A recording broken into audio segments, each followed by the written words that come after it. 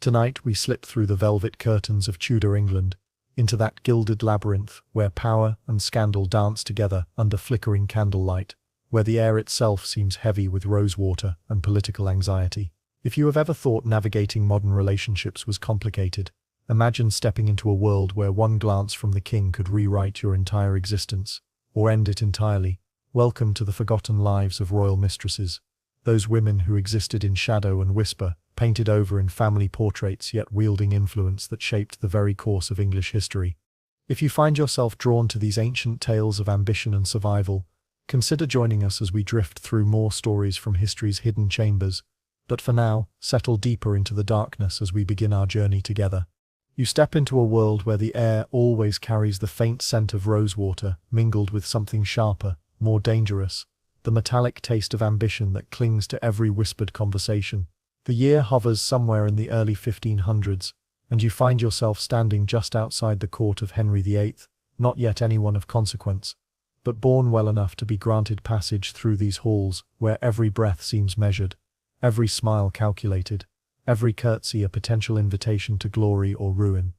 The corridors stretch before you like arteries of a living organism, their stone walls draped in tapestries that shimmer with gold thread, depicting scenes of conquest and divine favor that serve as constant reminders of the power that flows through these spaces. Courtiers float past you in their elaborate dress, men with carefully curled beards and feathered caps that catch the light from countless candles, women whose gowns spread so wide they could topple armies if they turned too quickly, their faces painted into masks of perpetual pleasantness that barely conceal the sharp intelligence flickering behind their eyes.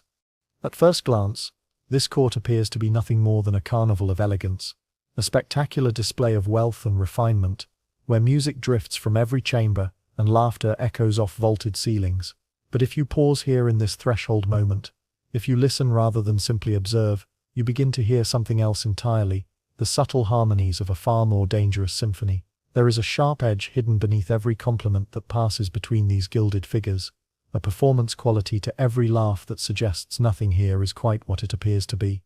Every person who moves through these halls exists simultaneously as both actor and audience, watching and being watched in an endless cycle of observation and judgment. They all want something, these beautiful, dangerous people, whether it be advancement or protection, favor or simply survival, and nothing in this entire glittering world is more valuable, more sought after, more potentially devastating than the attention of the king himself.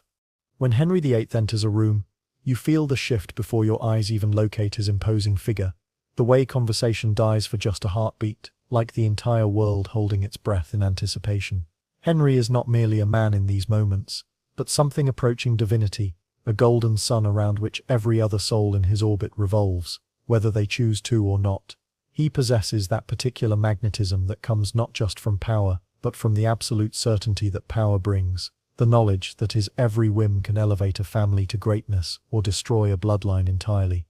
And when that solar attention happens to rest its light a little longer on one woman, when his gaze lingers just a moment beyond what propriety would dictate, things begin to happen with the inexorable force of gravity itself. She finds herself seated closer at banquets, her gowns growing finer through mysterious benefactors, a small locket appearing on her pillow bearing the carefully carved initial Haid, and soon the whispers begin their deadly circulation through the corridors.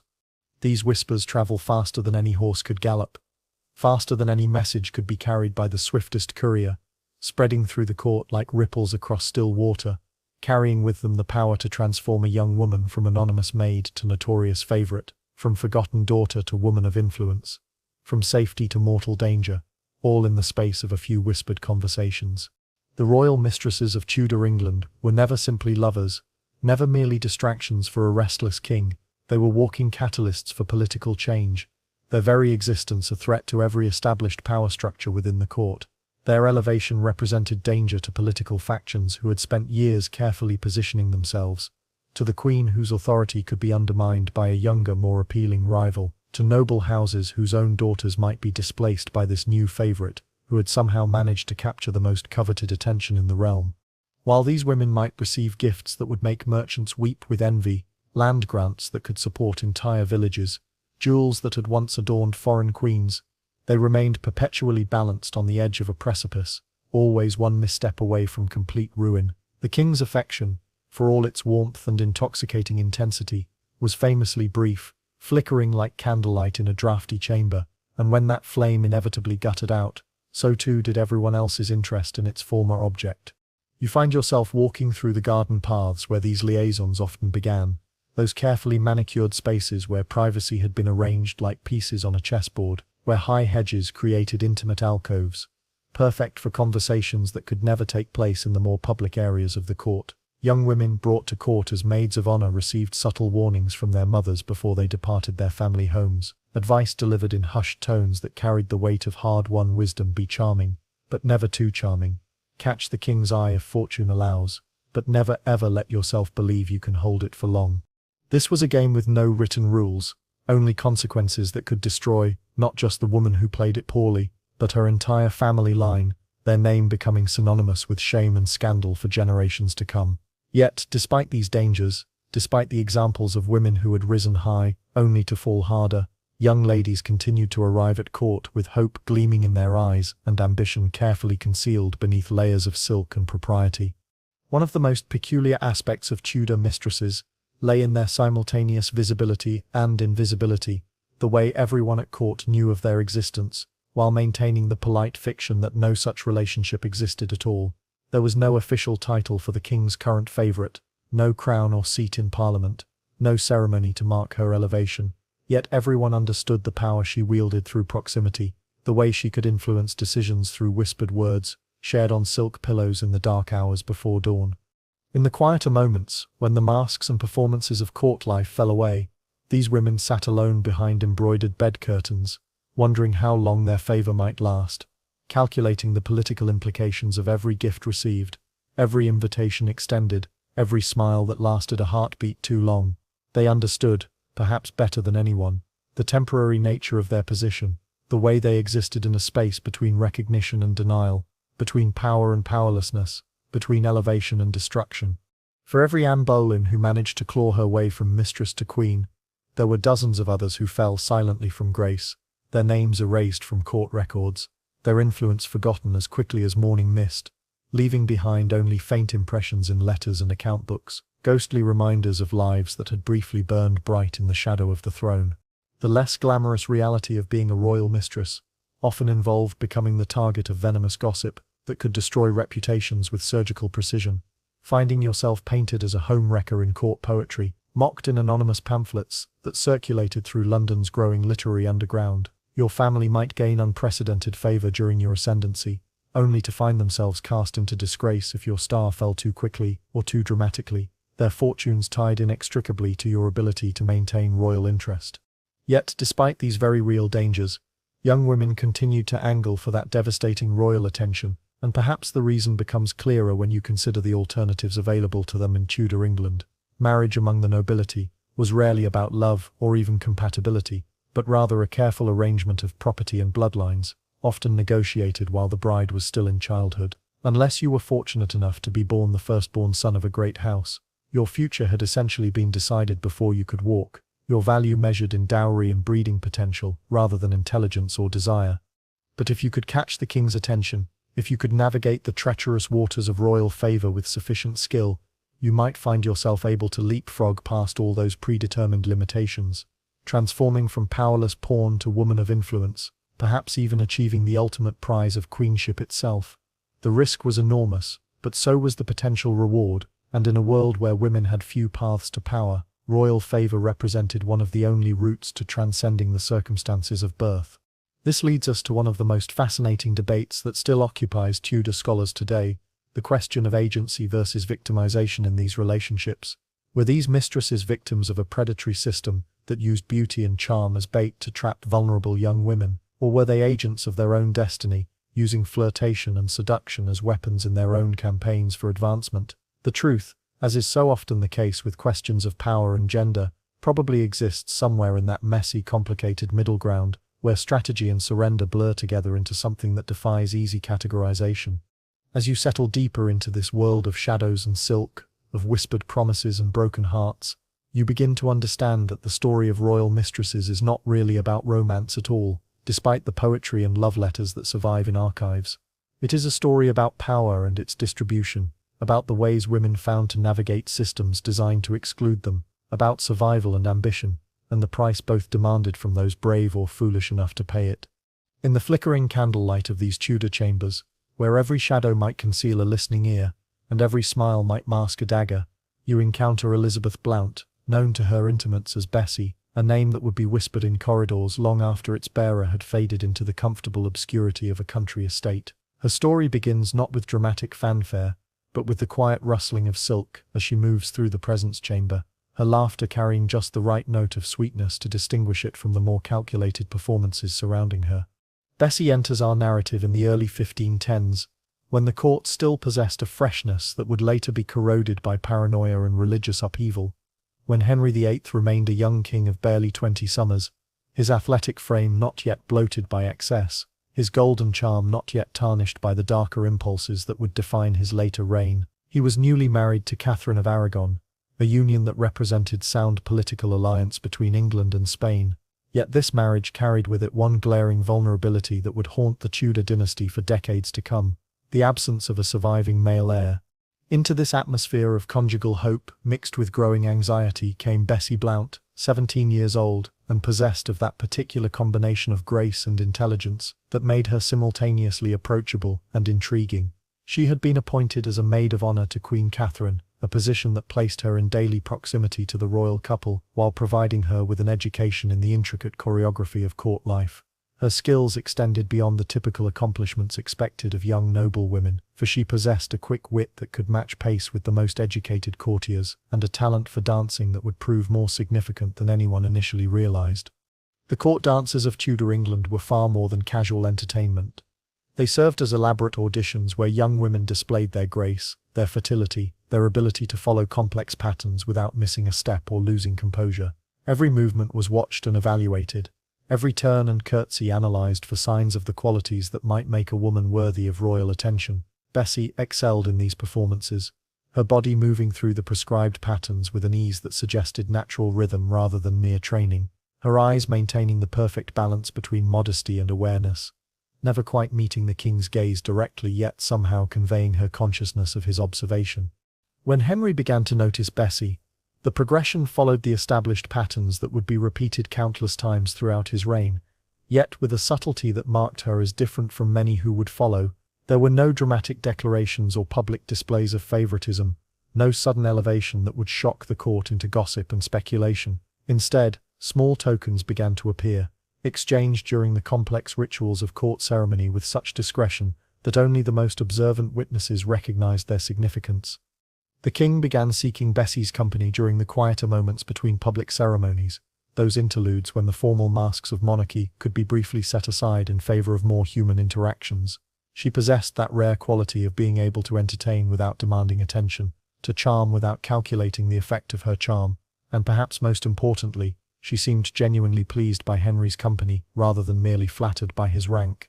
When Bessie became pregnant, the news sent tremors through the carefully constructed hierarchy of Tudor court life. Yet these tremors were muffled by the extraordinary care taken to manage the situation with maximum discretion and minimum scandal. Rather than becoming the source of shame or upheaval, Bessie's pregnancy was treated almost as a cause for quiet celebration, for it represented something that had been desperately sought, but not yet achieved through legitimate channels. Proof that Henry VIII was capable of fathering healthy male children. In 1519, Bessie gave birth to a son who would be christened Henry Fitzroy, a name that left no doubt about his paternity, while simultaneously acknowledging his illegitimate status. The birth of this child sent ripples of hope and anxiety throughout the court, for here was living evidence that the king possessed the virility necessary to continue the Tudor line, which inevitably led to uncomfortable questions about why Queen Catherine had not yet produced a surviving son. Henry's response to the birth of Fitzroy revealed much about his character and his priorities, for rather than hiding his illegitimate son, or treating him as an embarrassment, the king showered titles upon the boy with almost reckless generosity. Fitzroy was created Duke of Richmond and Somerset, Lord High Admiral of England, and given his own household befitting a prince, complete with tutors, servants, and all the trappings of royalty, save only the legitimate claim to succession.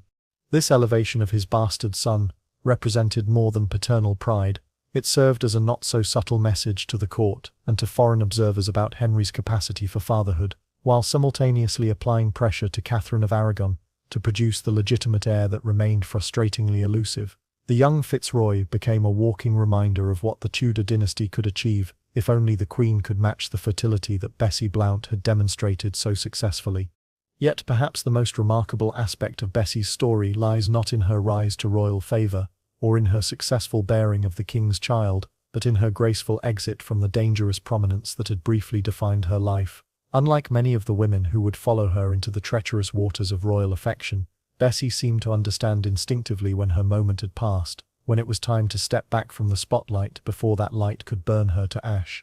Rather than clinging to her position, or attempting to leverage her son's status into continued influence, Bessie allowed herself to be quietly married to Gilbert Taleboys, a respectable nobleman whose sudden elevation to Lord Taleboys of Kyme provided him with sufficient status to make the arrangement appear honourable rather than merely convenient. This marriage effectively removed Bessie from active court life while ensuring her comfortable maintenance, creating a solution that served everyone's interests while avoiding the messy complications that would plague so many of Henry's later romantic entanglements.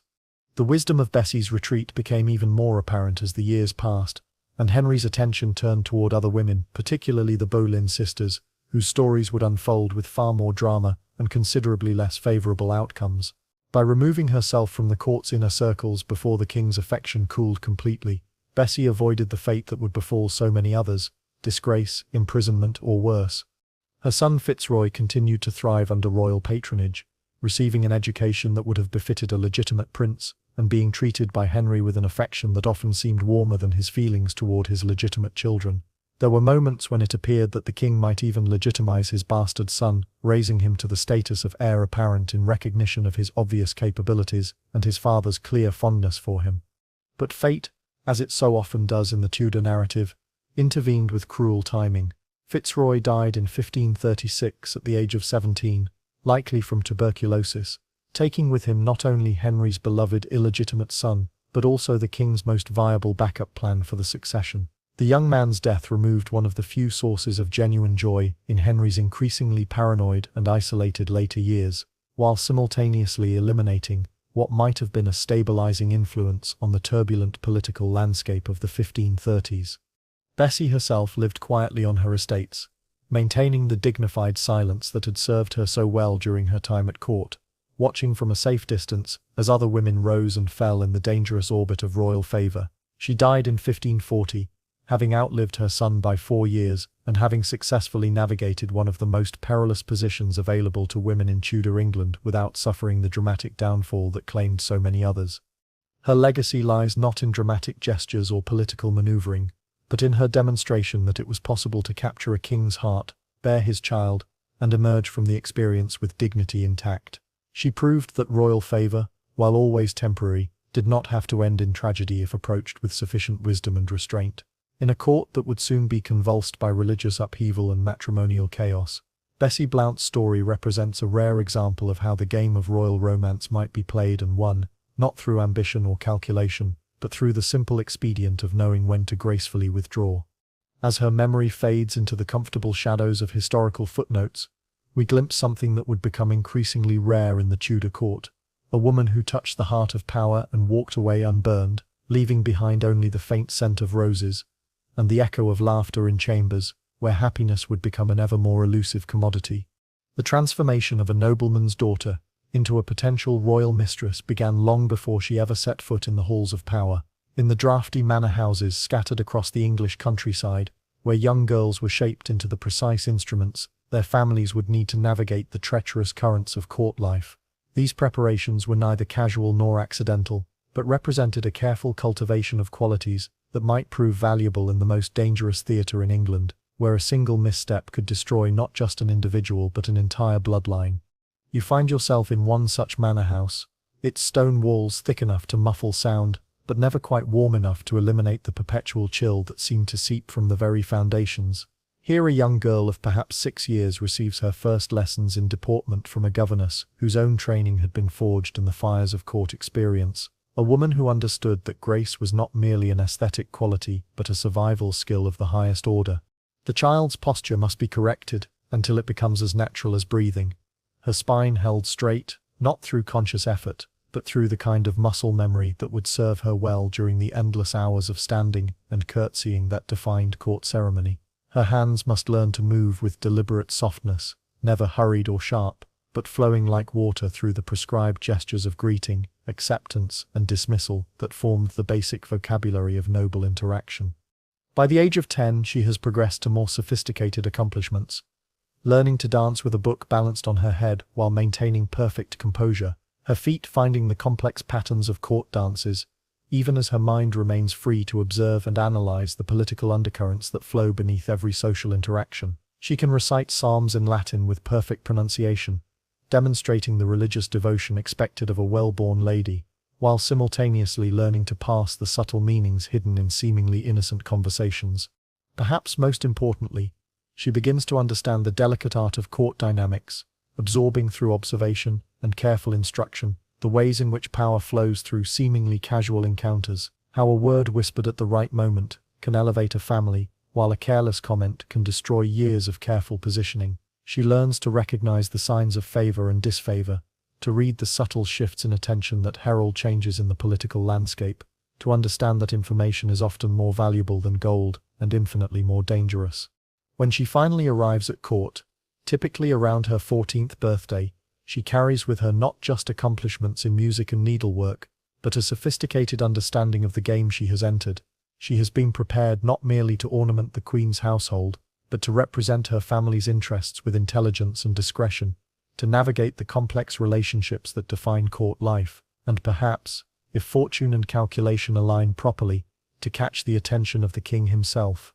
The role of maid of honor served as both privilege and proving ground, placing young women in daily proximity to the Queen, while subjecting them to constant observation by every faction at court. These positions were highly coveted, not just for the status they conferred, but for the opportunities they created, the chance to be noticed by influential courtiers, to form alliances with other noble families, and to learn firsthand the intricate choreography of power that surrounded the monarchy.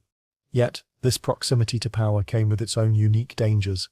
for these young women found themselves walking a narrow line between service and ambition, between loyalty to the Queen and the ever-present possibility of attracting the king's wandering attention. They were trained to be charming but not forward, intelligent but not threatening, beautiful but not so obviously, so as to appear calculated in their appeal. The education of a potential mistress extended far beyond formal accomplishments, to include the subtle arts of conversation and flirtation, the ability to suggest interest without appearing aggressive, to encourage attention without seeming to court it deliberately. These skills were taught not in formal lessons, but through observation and practice, young women learning from their elders how to deploy a glance that lingered just long enough to be noticed, how to adjust a sleeve to reveal a glimpse of wrist, how to time a curtsy so that it held the king's attention for precisely the right duration. The pressure to excel in these arts was immense, for families understood that a daughter's success at court could transform their fortunes for generations. A girl who caught the king's eye might secure land grants for her father, advantageous marriages for her siblings, positions of influence for her male relatives, while failure to make any impression at all might result in a return to provincial obscurity and a marriage arranged without regard for the family's ambitions. Some families were more explicit in their calculations than others, positioning their daughters like pieces on a chessboard, timing their arrival at court to coincide with moments when the king might be particularly receptive to new faces, ensuring that their girl possessed exactly the qualities that seemed to appeal to royal taste at any given moment. These strategies sometimes succeeded spectacularly, elevating unknown families to positions of unprecedented influence, but they could also backfire catastrophically when miscalculated.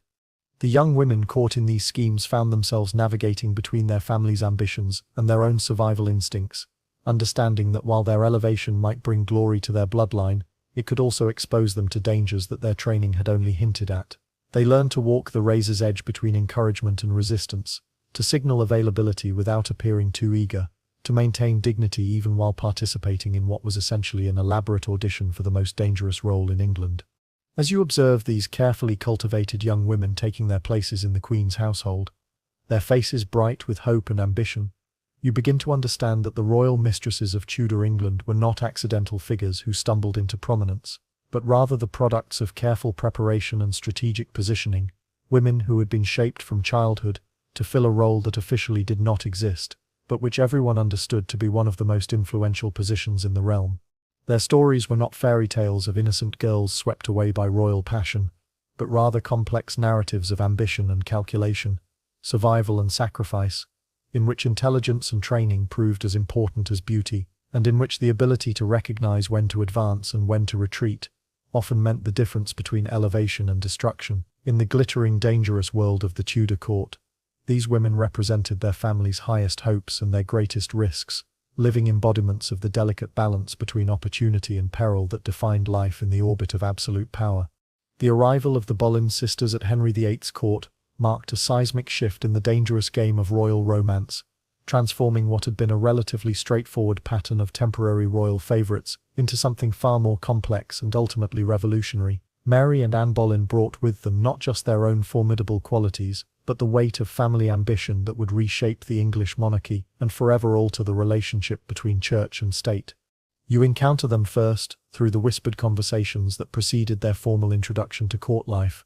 Two daughters of Sir Thomas Boleyn, a diplomat whose survival instincts had kept him afloat through the treacherous currents of early Tudor politics, and Elizabeth Howard, whose noble lineage connected the family to some of the most ancient and powerful houses in England. The Boleyn girls had not been raised in the provincial obscurity that characterized many of their contemporaries, but had instead been given educations that prepared them for the highest levels of courtly society. Mary arrives first in your awareness, returning from the glittering French court, where she had supposedly absorbed lessons in charm and sophistication that would serve her well in the more restrained atmosphere of English nobility. The French court under Francis I was notorious for its relaxed attitudes toward romantic entanglements, and whispers followed Mary across the Channel, suggesting that she had learned more than mere etiquette during her time abroad, that she had perhaps even caught the attention of the French king himself, earning the crude nickname that would follow her for the rest of her life.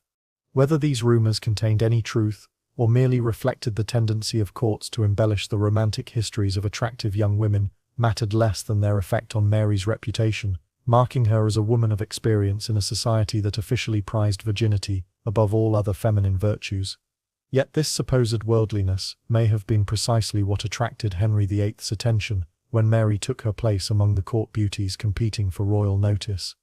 The king's affair with Mary Boleyn began with the casual inevitability that characterized most of his romantic entanglements, a dance that had become familiar through repetition with Elizabeth Blount and others whose names history barely bothered to record. Small tokens appeared, private conversations were arranged, hunting parties and musical entertainments provided opportunities for increasingly intimate encounters, and soon Mary found herself elevated to the unofficial but universally recognized position of royal mistress. Yet Mary's story differs from that of her predecessors in one crucial respect. The children born during her liaison with the king remained forever shrouded in uncertainty, their paternity, a subject of scholarly debate that continues to this day. Catherine Carey, born in 1524, and Henry Carey, born in 1526, both arrived at times that made royal paternity possible, yet Henry VIII never acknowledged either child as his own, leaving them to navigate the world with surnames that connected them to Mary's husband William Carey, rather than to the throne. This uncertainty regarding the children's parentage has fascinated historians for centuries, not merely as a genealogical puzzle, but as a window into the complex calculations that governed royal acknowledgement of illegitimate offspring. Henry had readily claimed Henry Fitzroy as his son, showering him with titles and affection, yet he remained silent regarding Mary Boleyn's children, despite their obvious physical resemblances to the Tudor line and their convenient timing. Perhaps the king's reticence stemmed from political considerations, as acknowledging these children might have complicated his growing obsession with their Aunt Anne, whose own romantic history with the monarch was beginning to overshadow Mary's fading influence. Or perhaps Henry had genuinely convinced himself that William Carey was the true father, allowing him to enjoy Mary's company without accepting responsibility for its consequences. Whatever the reason for his silence, the children grew up in the peculiar limbo reserved for those whose royal blood could never be officially recognized, receiving advantages and opportunities that suggested their true parentage, while maintaining the fiction of their legitimacy within the Carey family. They would eventually rise to positions of considerable influence during the reign of Elizabeth I, their possible royal heritage serving them well even without formal acknowledgement. Mary herself vanished from the center of royal attention, with the same quiet efficiency that had characterized Elizabeth Blount's withdrawal, but her exit was hastened by the emergence of her younger sister Anne as a focus of the king's increasingly obsessive attention. The transition from one Boleyn sister to another created a dynamic unprecedented in the Tudor court, transforming a single family into the epicenter of royal romance, while setting the stage for the most dramatic and consequential love affair in English history.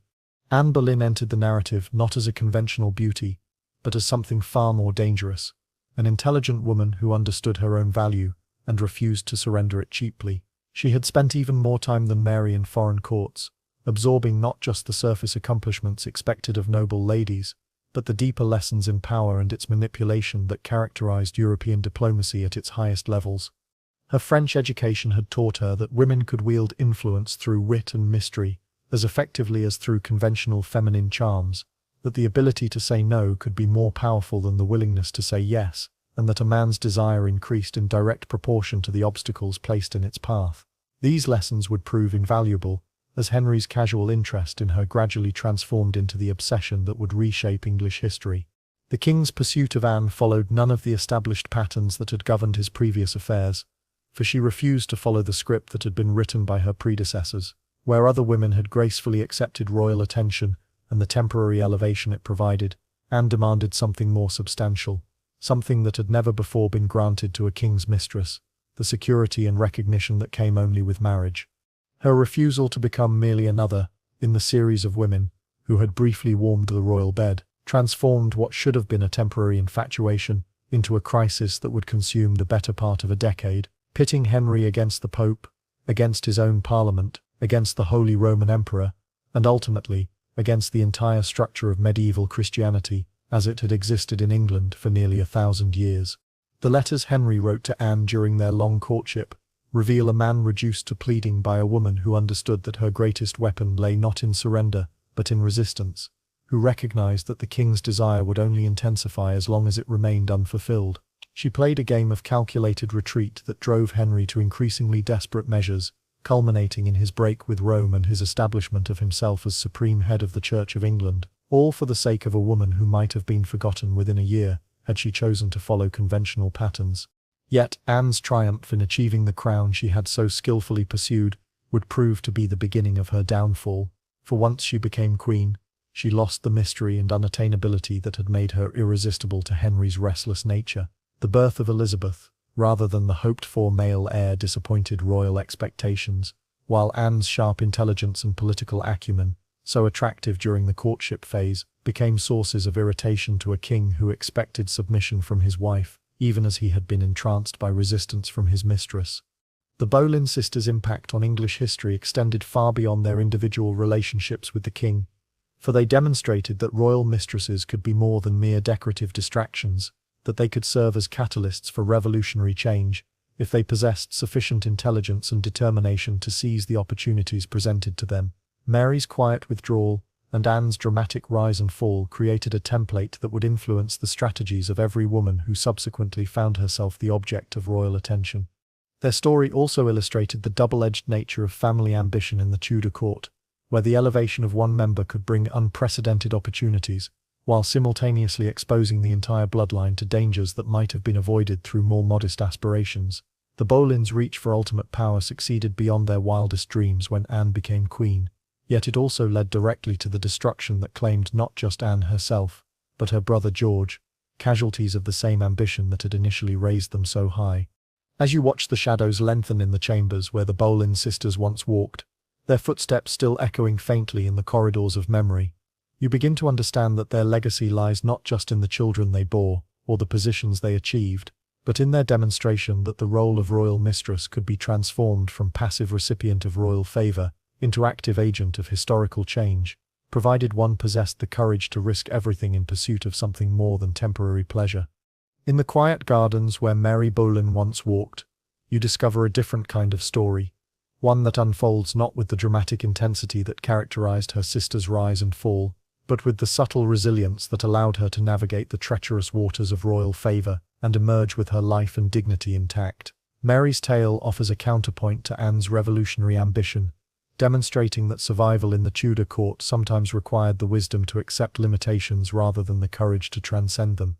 The afternoon light filters through the leaves of ancient oak trees as you follow Mary's path through the landscape of memory, imagining her as she was during those crucial years when she held the king's attention without ever truly capturing his imagination. Unlike Anne, who would transform royal desire into political revolution, Mary seemed content to exist within the established boundaries of what a royal mistress might reasonably expect to achieve, accepting the temporary nature of her position, while carefully avoiding the dramatic gestures that might have elevated her higher or destroyed her more completely. Mary's approach to her role as royal mistress reflected a pragmatic understanding of court dynamics that served her well throughout her life. She appeared to recognize instinctively that Henry VIII's affections were inevitably temporary, that attempting to hold his interest beyond its natural duration would likely result in disappointment or worse, and that the wisest course lay in enjoying royal favor while it lasted, without building her entire future upon its continuation. This philosophy manifested itself in her behavior during the height of her influence, when she might have leveraged the king's attention into more substantial advantages for herself and her family. Instead of pressing for greater recognition or more substantial gifts, Mary seemed to understand that her position was inherently unstable, that royal passion was subject to the same natural cycles that governed all human emotions, and that attempting to artificially extend what was meant to be temporary would likely prove counterproductive.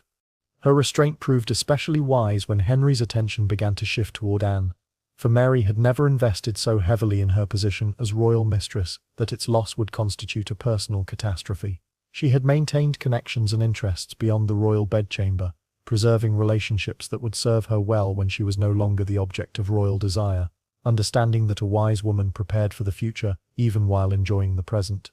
The transition of royal attention from one Boleyn sister to another created a unique dynamic within the family, testing bonds of loyalty and affection against the pressures of ambition and survival. Mary watched as Anne embarked upon the dangerous path of resistance and manipulation that would ultimately lead to a crown, yet she seems to have offered neither encouragement nor discouragement, maintaining a careful neutrality that protected her from the fallout of her sister's more dramatic choices. When Mary made the decision that would define the remainder of her life, choosing to marry William Stafford, despite his inferior social status and her family's violent objections, she demonstrated a form of courage that was perhaps more quietly radical than Anne's pursuit of queenship. In a society where marriage among the nobility was primarily a matter of political alliance and economic advantage, Mary's choice to marry for love represented a rejection of the values that had brought her family to prominence.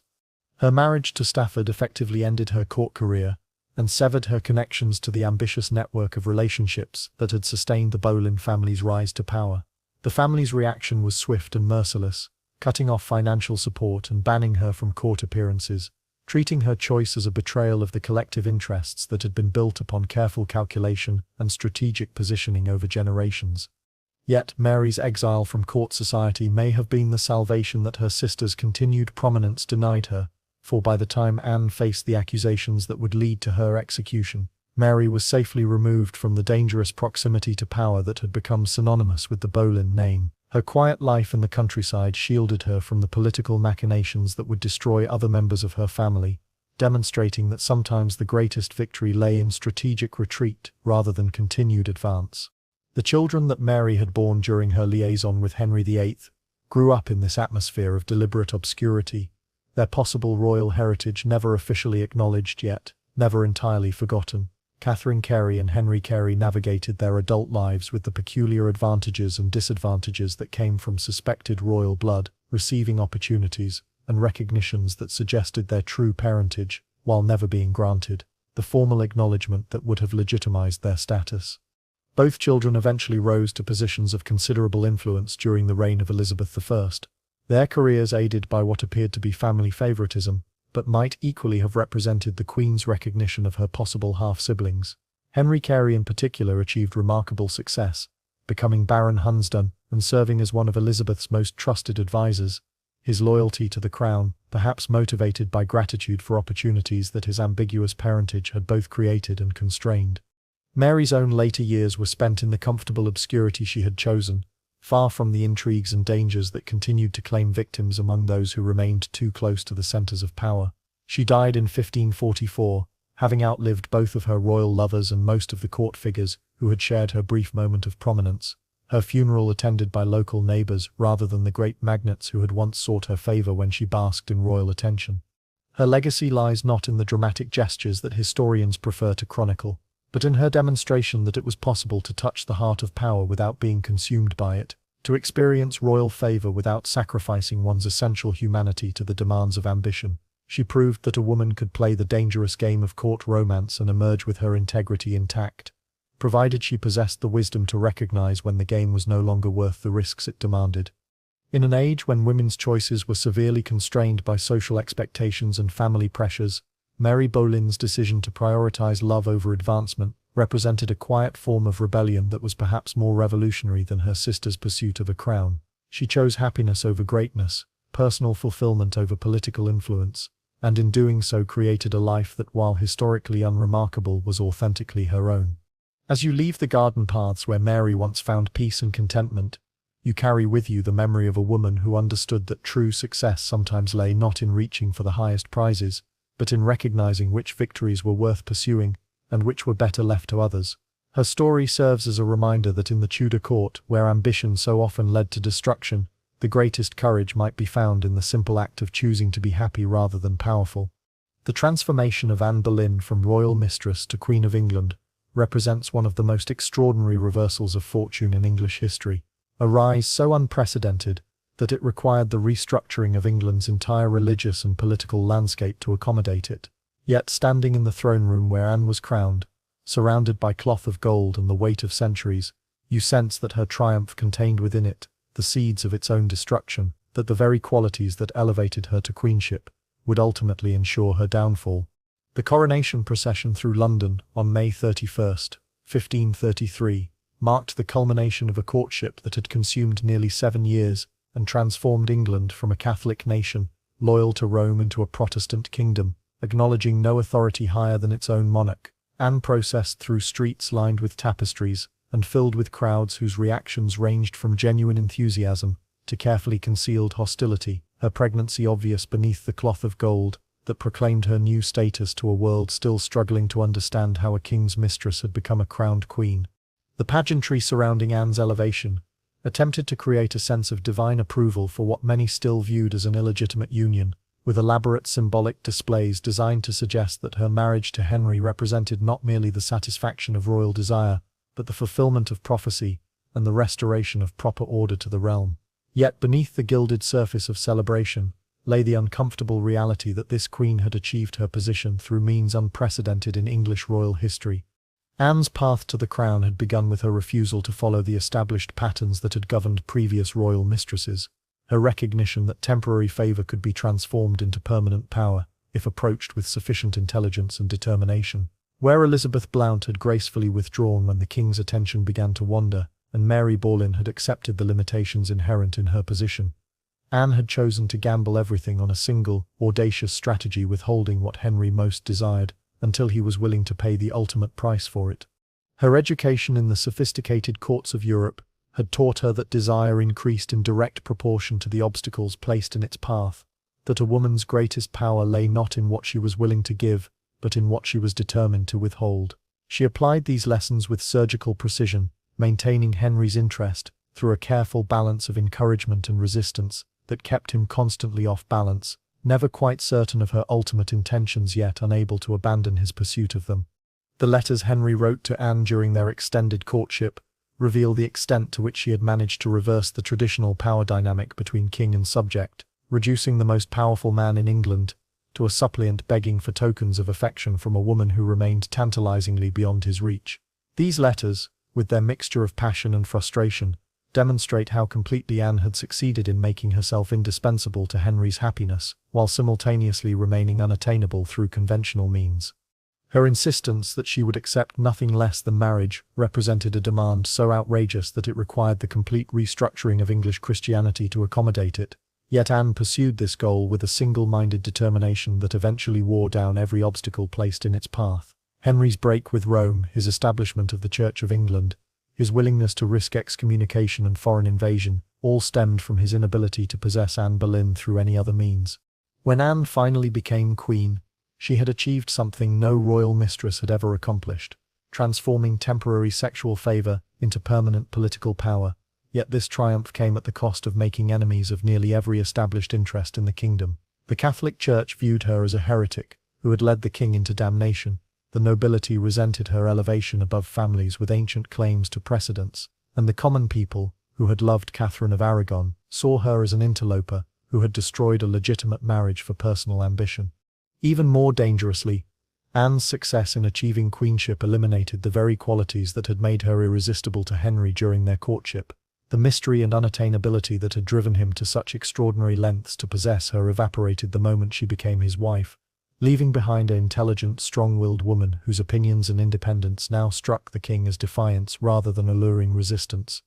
The birth of Elizabeth in September 1533, while providing Henry with a healthy child, failed to deliver the male heir that had justified all the upheaval of the previous years. The disappointment that greeted Elizabeth's arrival was carefully concealed beneath public celebrations, yet everyone at court understood that Anne's position depended ultimately upon her ability to produce the son that Catherine of Aragon had been unable to provide, and that the birth of another daughter represented a dangerous failure to fulfill the fundamental purpose of her elevation. Anne's subsequent pregnancies and miscarriages became matters of state as much as personal tragedy, each failure to produce a surviving male heir, weakening her position and strengthening the position of those who viewed her reign as a temporary aberration that would eventually be corrected. The pressure to conceive and carry to term became overwhelming, compounded by the knowledge that Henry's patience with unsuccessful wives had already been demonstrated through his treatment of Catherine of Aragon. As Henry's attention began to wander toward Jane Seymour, Anne found herself facing the same crisis that had once threatened Catherine, yet her response revealed the fundamental differences in their characters and strategies. Where Catherine had maintained dignified silence in the face of royal infidelity, Anne chose to fight publicly and loudly, confronting Jane directly and challenging Henry's right to humiliate her through his obvious favoritism toward another woman. These confrontations, which might have been admirable in a private citizen defending her marriage, proved catastrophic when undertaken by a queen whose position depended upon maintaining royal favor. Anne's anger and jealousy, natural responses to her husband's betrayal, were interpreted by Henry and his advisers as evidence of the pride and ambition that had supposedly corrupted her from the beginning, justifying the decision to remove her as a matter of political necessity rather than personal preference. The charges brought against Anne in 1536, including adultery with multiple men and incestuous relations with her brother George, were almost certainly fabricated, constructed from gossip and circumstantial evidence by men who understood that the king required a legal pretext for eliminating an inconvenient wife. Yet the speed with which these charges were accepted and acted upon demonstrated how completely Anne had lost the political support that had once made her elevation possible. Her trial and execution represented not merely the elimination of an individual, but the systematic destruction of the network of relationships and alliances that had sustained her rise to power. The men accused alongside her, including her brother, were sacrificed to create the appearance of justice while removing potential sources of opposition to Henry's new matrimonial arrangements, their deaths serving as a warning to any who might consider challenging royal authority in the future. Anne's final speech from the scaffold, in which she praised Henry's mercy and asked for prayers for his continued prosperity, represented either remarkable courage or devastating psychological manipulation, depending upon one's interpretation of her motives. Yet, in either case, it demonstrated her understanding that even in death, the former queen remained a political figure whose words would be analysed for their impact upon the stability of the realm she was leaving behind. The revolution that Anne Boleyn had precipitated through her refusal to accept the limitations traditionally imposed upon royal mistresses continued to reverberate long after her death, creating precedents and expectations that would influence English politics for generations. Her daughter Elizabeth would eventually inherit not just the crown, but the complex legacy of a mother who had dared to transform sexual favor into political power, achieving greatness through means that ultimately ensured her destruction. As the shadows lengthen in the chambers where Anne once reigned as queen, you sense the presence of a woman who changed the course of English history through sheer force of will, who refused to accept the role that society had assigned to her, and instead created a new model of feminine power that was both inspiring and terrifying in its implications. Her story stands as both triumph and cautionary tale, demonstrating that while it was possible for a royal mistress to achieve unprecedented power, such achievements came at costs that few were prepared to pay, and fewer still were able to survive. In the subtle interplay of glances and gestures that governed Tudor court life, love itself became a complex performance requiring skills that went far beyond simple attraction or affection. The elaborate rituals of courtly love that surrounded the monarchy transformed genuine emotion into strategic theatre, creating a dangerous space where the line between authentic feeling and calculated manipulation disappeared entirely, leaving participants unsure whether they were experiencing romance or engaging in a form of warfare conducted through poetry and precious gifts. You find yourself drawn into this intricate dance as you observe the carefully choreographed interactions between courtiers and their objects of desire, watching as genuine human emotions become entangled with political ambitions and survival instincts, until it becomes impossible to separate authentic feeling from performed affection. The court demanded that love conform to established patterns and protocols, that passion express itself through predetermined channels that could be observed, analyzed and controlled by those who understood the potential dangers of unregulated romantic attachment. The young women who arrived at court as maids of honor quickly learned that their interactions with male courtiers, and particularly with the king himself, must follow scripts that had been refined through generations of practice, each gesture and expression carrying meanings that extended far beyond personal preference into the realm of political signaling. A smile that lingered too long could be interpreted as encouragement of improper advances, while one that ended too quickly might suggest pride or disdain that could damage family interests. The phenomenon of courtly love, imported from the sophisticated courts of France and adapted to English sensibilities, provided a framework within which dangerous emotions could be safely expressed and explored without necessarily leading to the scandals that might destroy careers and bloodlines. This system allowed men to worship women from a distance, composing poetry and offering tokens of devotion while maintaining the pretense that their affections were too pure and elevated to require physical consummation. Yet this elaborate structure of ritualized romance contained within it the seeds of genuine danger, for the line between performance and reality proved surprisingly easy to cross, particularly when the participants possessed the kind of intelligence and emotional depth that made them effective players in the first place. What began as strategic flirtation could evolve into authentic attraction, while performed devotion sometimes awakened real feelings that transcended the political calculations that had initially motivated them.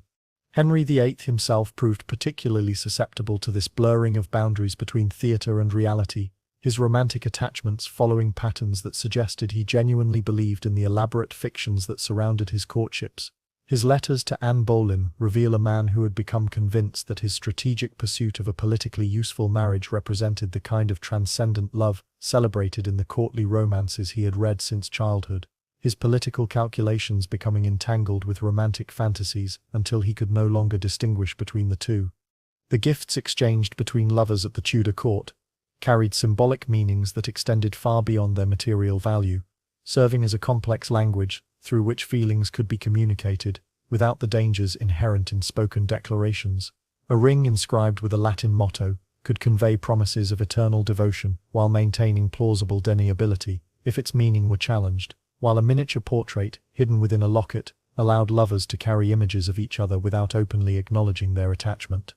The jewelry favored by Tudor courtiers reflected this need for encoded communication, with pieces designed to open and reveal hidden compartments containing locks of hair, miniature paintings, or inscribed mottos that declared sentiments too dangerous to speak aloud. These treasures became talismans of relationships that existed in the shadowy space between public propriety and private passion, physical reminders of emotional connections that could never be officially acknowledged. Music provided another avenue for the expression of feelings that could not be directly stated, with songs and dances serving as vehicles for communication between lovers who might have few opportunities for private conversation. The court's numerous musical entertainments created spaces where meaningful glances could be exchanged and subtle messages conveyed through the choice of particular pieces or the manner of their performance, allowing emotions to be expressed through artistic medium rather than dangerous direct communication. The elaborate masks and pageants that provided regular entertainment at court offered even greater opportunities for romantic theatre, with their costumes and assumed identities creating temporary spaces where normal social boundaries could be safely transgressed. Participants could engage in flirtations and declarations that would be impossible under ordinary circumstances, the fictional nature of their assumed roles providing protection from the consequences that might follow more direct approaches. Yet the very sophistication of these systems for managing and channeling romantic feeling created their own forms of danger, for the complexity of the codes and rituals involved made it easy for participants to misinterpret signals or to find themselves caught in situations where retreat became impossible without causing the kind of public embarrassment that could destroy reputations and careers. The gap between intention and interpretation could prove fatally wide, particularly when the stakes involved proximity to royal power. The question of whether the elaborate romantic performances of the Tudor court represented genuine feeling or calculated manipulation remains one of the most fascinating aspects of these historical relationships, for the participants themselves seem to have been often uncertain about the authenticity of their own emotions. The pressure to perform feeling authentically enough to be convincing while maintaining sufficient emotional distance to avoid genuine vulnerability created psychological tensions that few were equipped to navigate successfully. Perhaps the most tragic aspect of courtly love in the Tudor context lay in its tendency to transform potentially authentic relationships into deadly games, where the wrong move could result in imprisonment, exile, or execution. The system that was designed to make love safe by ritualizing it instead made it infinitely more dangerous by subjecting every romantic gesture to political interpretation and potential retaliation from those who viewed love as a threat to established power structures. As you observe the elaborate dance of attraction and restraint that characterized Tudor court romance, you begin to understand that the love affairs that shaped English history were never simple matters of personal preference or physical attraction, but rather complex negotiations between individual desire and political necessity, where authentic feeling became both weapon and vulnerability, in a game where the ultimate prize was survival itself. The royal mistresses, who navigated this treacherous landscape successfully, were those who learned to speak the complex language of encoded emotion fluently enough to communicate their availability, while maintaining the mystery that kept royal interest alive, understanding that in a world where love had become indistinguishable from politics, survival depended upon mastering both arts with equal skill. Within the intricate social ecosystem of the Tudor court, communication operated on multiple levels simultaneously, with the most crucial information often conveyed through methods that left no trace in official records or formal correspondence. The royal mistresses who achieved lasting influence were those who became fluent in these unspoken languages, learning to read meaning in the placement of a jewel, the choice of a particular fabric, or the seemingly casual arrangement of flowers in a chamber where nothing was ever truly casual or accidental. You discover this hidden vocabulary by watching the careful ritual of a morning's dressing, where every element of costume serves as a deliberate signal to those educated enough to interpret its meaning. The selection of colors alone could convey complex messages about loyalty, availability, or political alignment, with subtle variations in shade carrying significance that might escape casual observation while communicating vital information to those who understood the code. The deep blue, favored by many aspiring royal mistresses, carried connotations of loyalty and constancy that made it appropriate for women seeking to establish their reliability in the eyes of potential patrons, while the addition of silver threads or ornamental details could modify this basic message to suggest availability without appearing forward or inappropriate. The wearing of Tudor green, meanwhile, proclaimed family allegiance to the crown, while the specific shade chosen could indicate the wearer's current standing within royal favor. Jewelry served as an even more sophisticated means of communication, with the arrangement and selection of pieces creating a language that could convey everything from romantic availability to political intelligence. The practice of wearing pearls in carefully calculated numbers allowed women to signal their status and intentions to observers who understood the significance of these arrangements, with even numbers suggesting discretion and readiness, while odd numbers might indicate caution or unavailability. The positioning of brooches and pendants created additional opportunities for encoded messaging, with placement near the heart traditionally indicating romantic attachment, while positioning near the throat might suggest a willingness to speak on behalf of particular interests or causes. The most skilled practitioners of this art could layer multiple messages within a single ensemble, creating complex communications that addressed different audiences simultaneously. Fans became particularly sophisticated tools for nonverbal communication, with the language of fan manipulation developing into an art form that allowed women to conduct entire conversations without speaking a word. The speed and direction of fan movement could indicate everything from approval to warning, while the position in which the fan was held when not in use conveyed information about the holder's current emotional state and receptivity to approach. The practice of dropping a fan in a seemingly accidental manner provided opportunities for initiating contact with desired conversation partners while maintaining plausible deniability, if such contact proved unwelcome or dangerous. The retrieval of the dropped fan created moments of enforced proximity that could be used for the exchange of whispered messages or meaningful glances, transforming a simple accessory into a sophisticated tool for romantic and political maneuvering. The language of flowers reached extraordinary levels of complexity within the Tudor court, with elaborate bouquets and seemingly casual floral arrangements serving as vehicles for communications that could never be safely committed to written form. The choice of specific blooms, their arrangement and presentation, even the time and manner of their delivery all carried significance that could spell the difference between successful courtship and dangerous misunderstanding. Roses, while universally associated with love and passion, could convey dramatically different messages depending upon their color, number, and the other flowers with which they were combined. White roses suggested pure devotion, while red indicated passionate attachment, yet the addition of thorny stems might warn of dangers associated with pursuing such attachment, creating communications of remarkable subtlety and sophistication.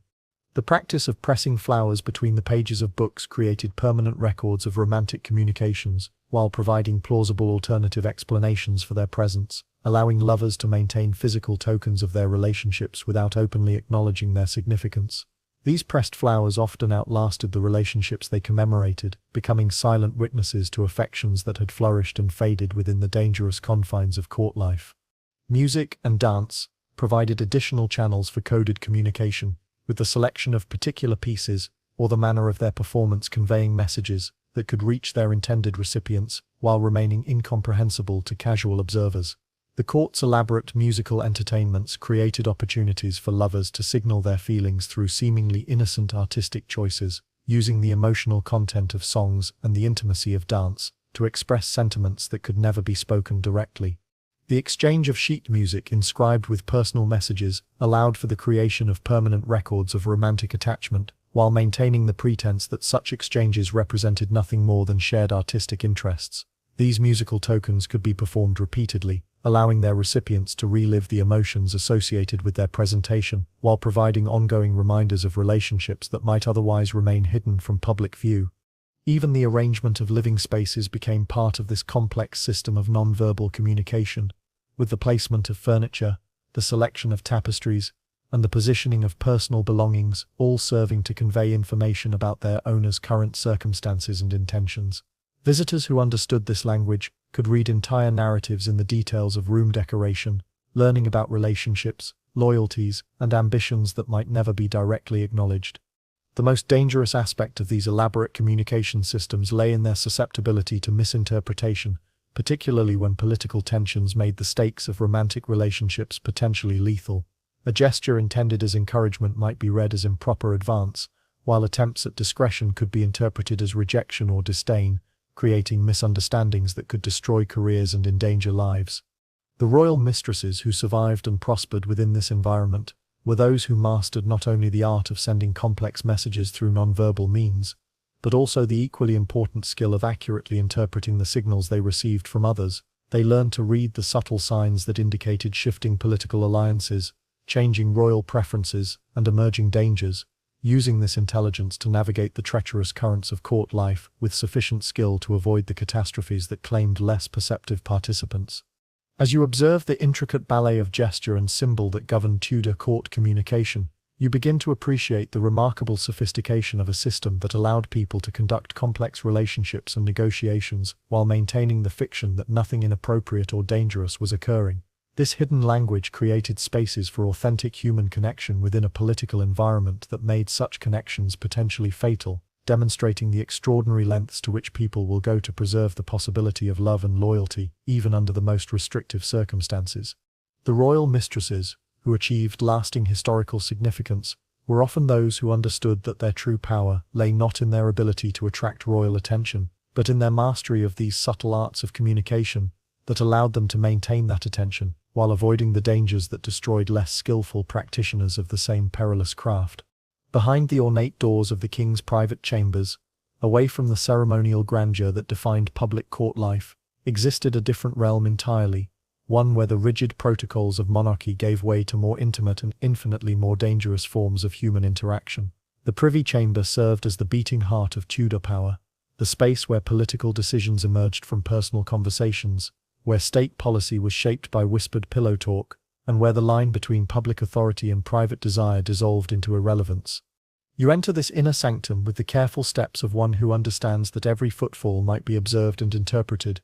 that the privilege of proximity to royal power came with responsibilities and dangers that could destroy the unprepared or unwary, The chambers stretch before you in a series of interconnected spaces, each more private than the last, their purpose revealed through the increasing intimacy of their appointments and the decreasing formality of their decoration.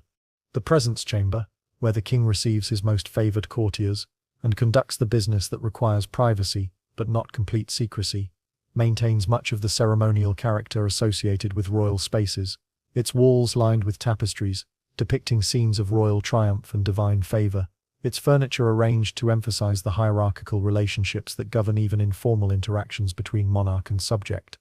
Yet, as you progress deeper into the king's private domain, the atmosphere changes subtly but unmistakably, the rigid formality of public spaces giving way to an environment that acknowledges the king's humanity, even while never allowing observers to forget his ultimate authority. Here, in chambers where the scent of lavender water mingles with the earthier aromas of masculine occupation, Henry VIII exists as both absolute monarch and mortal man, his dual nature creating opportunities and dangers that the most perceptive royal mistresses learn to navigate with extraordinary skill. The bedchamber itself, the most private and therefore most politically significant space in the entire realm, serves as the ultimate destination for women who have successfully navigated the complex journey from anonymous court lady to royal favorite. Yet reaching this inner sanctum represents not the culmination of ambition, but rather the beginning of an even more perilous phase of court life, where intimacy with the king creates both unprecedented influence and mortal vulnerability.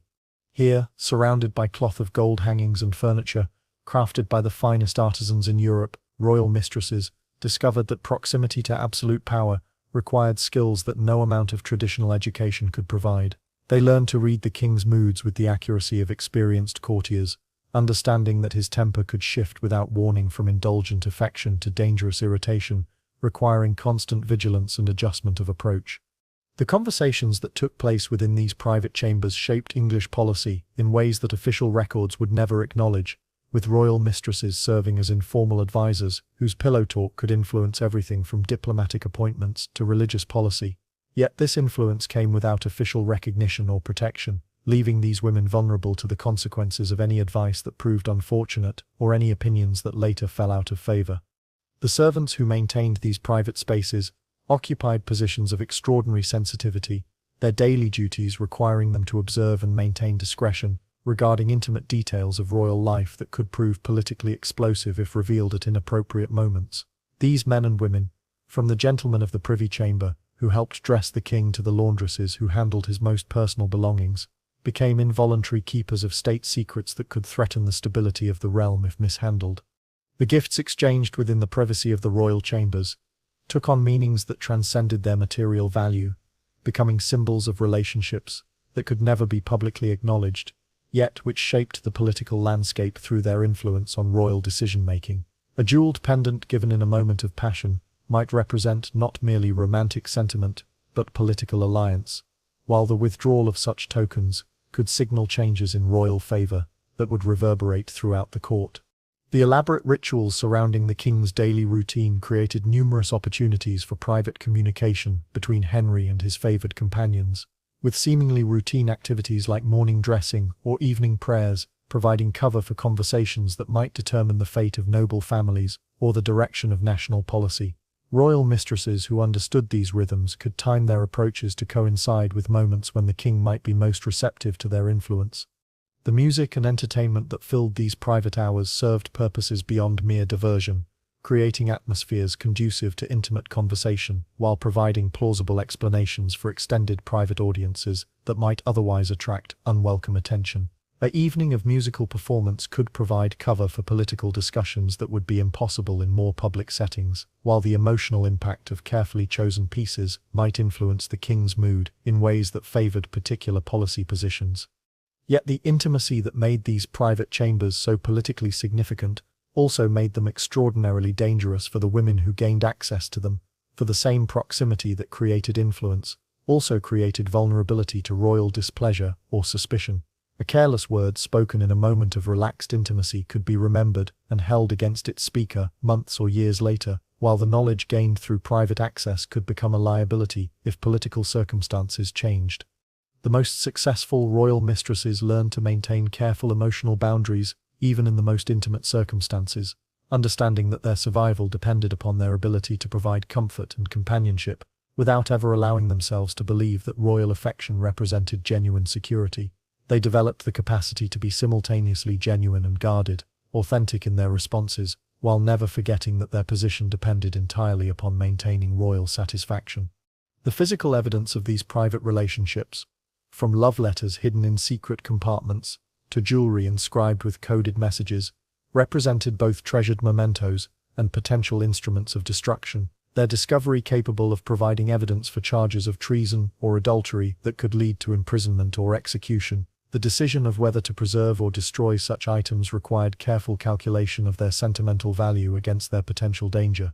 As political circumstances shifted and royal affections cooled, the privy chamber could transform from sanctuary into trap, its intimate atmosphere becoming a source of vulnerability rather than strength for women whose influence depended entirely upon maintaining personal relationships that were subject to the king's changing moods and political calculations. The very privacy that had once protected these relationships could become evidence of their inappropriate nature when viewed by hostile observers seeking grounds for accusations.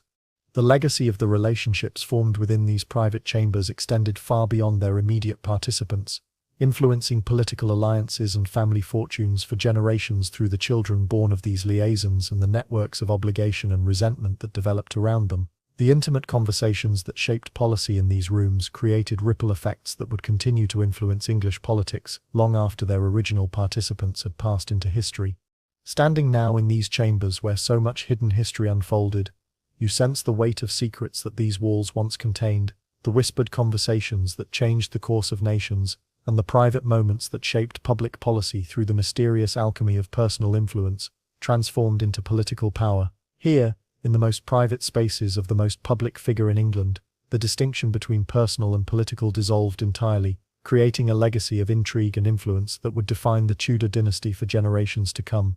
In the margins of Tudor history, overlooked by chroniclers, who preferred to focus on the dramatic rises and falls of women like Anne Boleyn, lived other figures whose stories illuminate the quieter realities of life as a royal mistress, women whose names barely register in historical consciousness, yet who experienced the full complexity of relationships with absolute power. Among these forgotten figures, Bessie Darrell emerges as a representative of the many women who occupied the dangerous territory between royal favour and historical obscurity. You discover Bessie's story through fragments and references, her presence in the historical record so ephemeral that reconstructing her experience requires careful attention to the spaces between documented events, the gaps in royal accounts where payments to unnamed ladies suggest relationships that were deliberately obscured from official view. Yet these traces, however faint, reveal a woman who navigated the treacherous waters of royal affection with sufficient skill to avoid the catastrophic ends that befell more famous royal mistresses. Bessie appears to have entered Henry VIII's orbit during the middle years of his reign, when the king's appetite for female companionship had been well established through his relationships with Elizabeth Blount and Mary Boleyn, yet before his obsession with Anne Boleyn had transformed the entire nature of royal romance from temporary diversion into revolutionary force. She represented the more typical pattern of royal mistresses, women who provided companionship and pleasure without challenging the fundamental structures of monarchy or demanding recognition that might threaten established interests. The family background that brought Bessie to court reflected the careful calculations that governed noble participation in court life, with the Darrells possessing sufficient status to make their daughter's presence at court appropriate while lacking the ambition or resources that might make her success threatening to more established families. This moderate positioning may have contributed to her survival, allowing her to attract royal attention without triggering the kind of factional opposition that destroyed women who represented threats to existing power structures. Unlike the more dramatically documented royal mistresses whose stories unfolded in public view through letters, court records, and contemporary accounts, Bessie's relationship with the king appears to have been conducted with exceptional discretion, maintained through private arrangements that left minimal traces in the historical record. This discretion may have been imposed by the king himself, who had learned from previous experiences the dangers of allowing royal romantic relationships to become subjects of public speculation and political manipulation. The birth of her son Henry Darrell represents one of the few definitely documented aspects of Bessie's story, yet even this event was handled with such careful privacy that questions regarding the child's paternity remained officially unresolved throughout their lives. Unlike Henry Fitzroy, whose royal parentage was proudly acknowledged through titles and public recognition, Bessie's child grew up in the ambiguous territory occupied by those whose royal blood could never be officially confirmed, yet whose circumstances suggested connections too significant to be merely coincidental.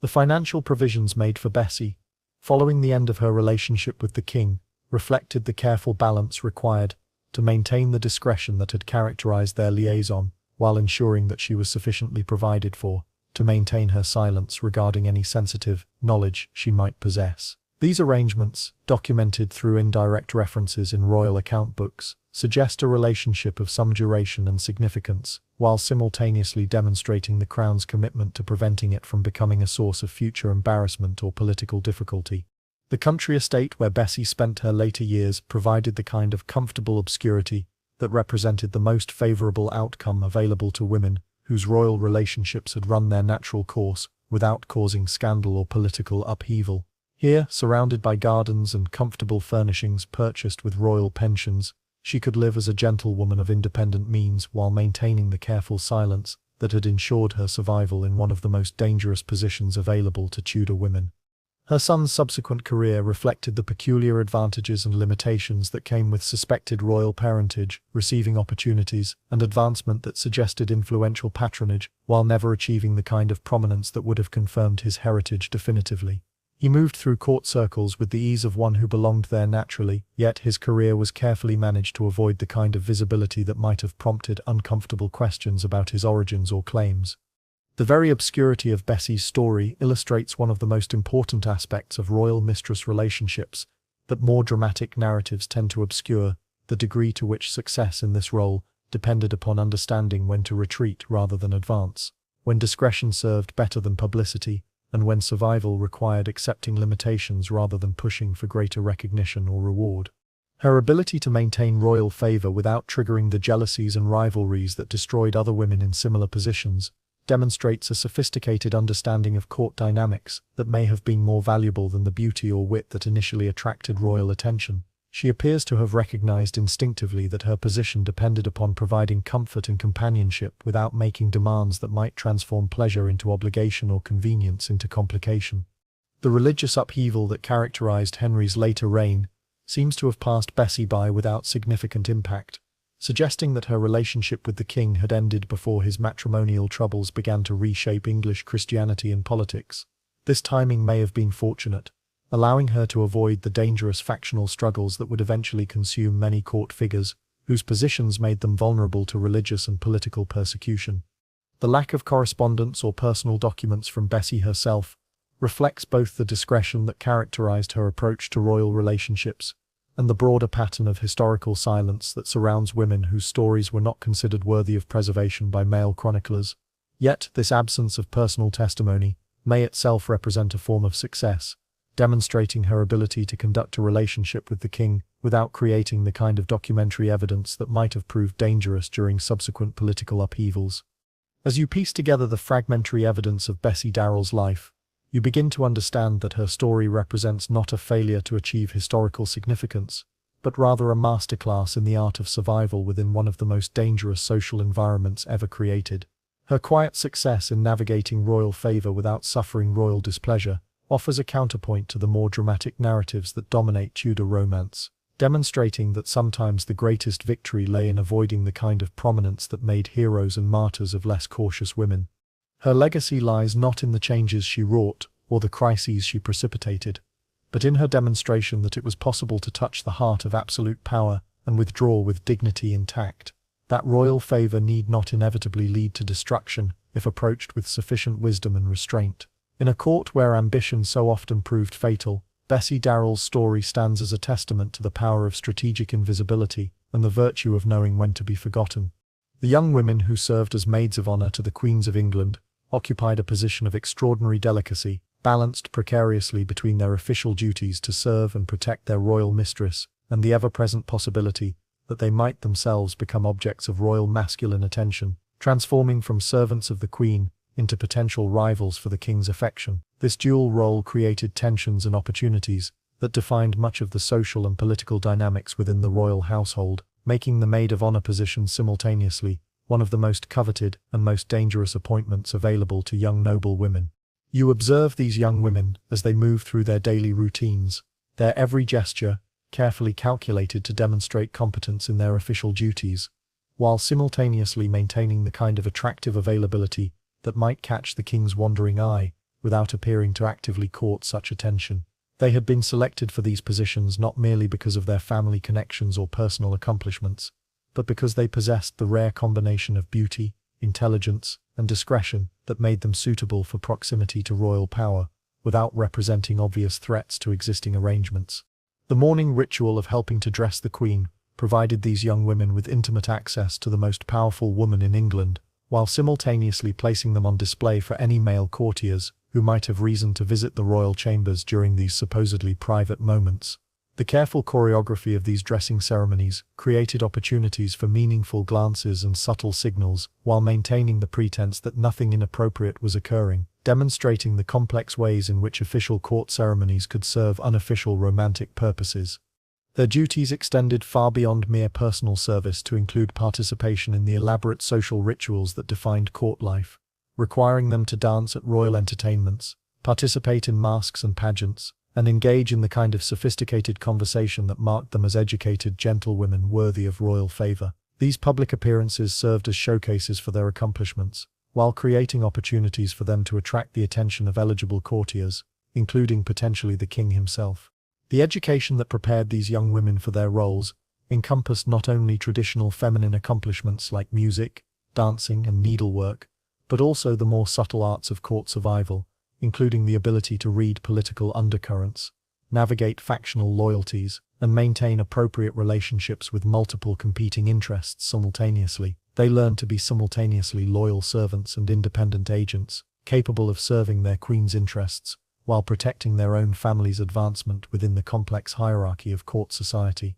The phenomenon of royal attention focusing upon a maid of honor created immediate and often dangerous complications for all involved, transforming what should have been straightforward employer-employee relationships into complex triangular arrangements, fraught with jealousy, rivalry, and political calculation. When the king began to show interest in one of his wife's attendants, the affected woman found herself caught between competing loyalties and obligations that could easily destroy her, regardless of how she chose to respond. The Queen's reaction to her husband's interest in her servants varied dramatically depending upon the individual personalities involved and the political circumstances surrounding such developments, yet in every case these situations created tensions that reverberated throughout the royal household, and often beyond into the broader court community. Some queens chose to ignore such developments in hopes that royal attention would prove temporary and resolve itself without causing lasting damage to established arrangements, while others responded with anger or active opposition that often proved counterproductive.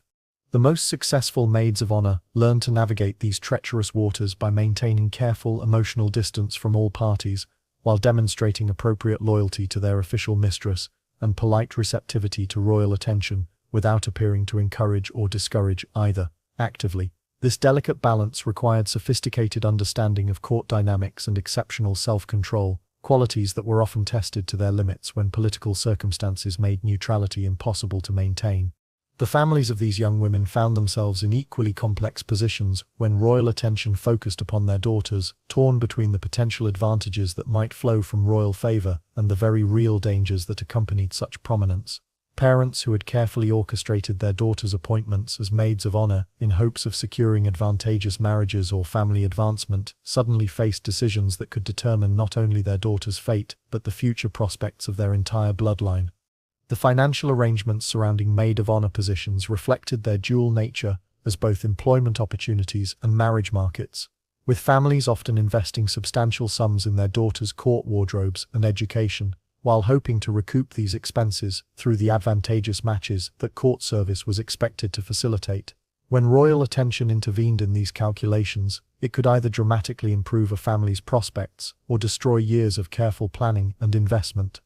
The letters home from these young women, when they survive, reveal the extraordinary pressure they felt to succeed in their positions, while avoiding the scandals that could destroy their reputations and their families' standing within noble society. They wrote of their successes and struggles with carefully guarded language that acknowledged the dangers of their situation while maintaining the optimistic tone expected from dutiful daughters representing their families' interests at the highest levels of society.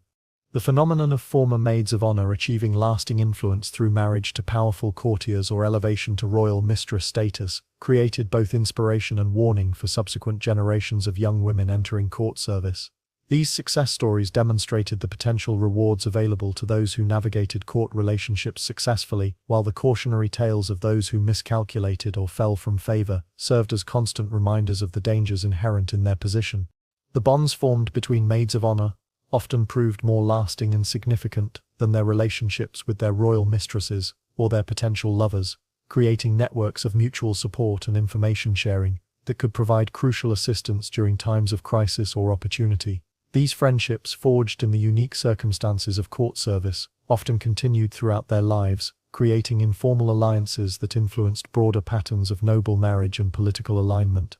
The retirement of maids of honor from active court service typically occurred through marriage arrangements that reflected their improved social standing following successful completion of their duties. Yet, these transitions were often fraught with difficulty as former servants adjusted to new roles as wives and mothers while maintaining the connections and knowledge gained through their court experience. The most successful of these women learned to leverage their court connections into lasting influence within noble society without appearing to trade inappropriately upon their former positions. As you observe the careful dance of duty and opportunity that defined the daily lives of these young women, you begin to understand that their stories represent some of the most complex and nuanced examples of female agency within the restrictive confines of Tudor society. They were simultaneously empowered and constrained by their positions, capable of influencing events at the highest levels of power while remaining vulnerable to forces beyond their control, demonstrating both the possibilities and limitations facing ambitious women in a world dominated by masculine authority.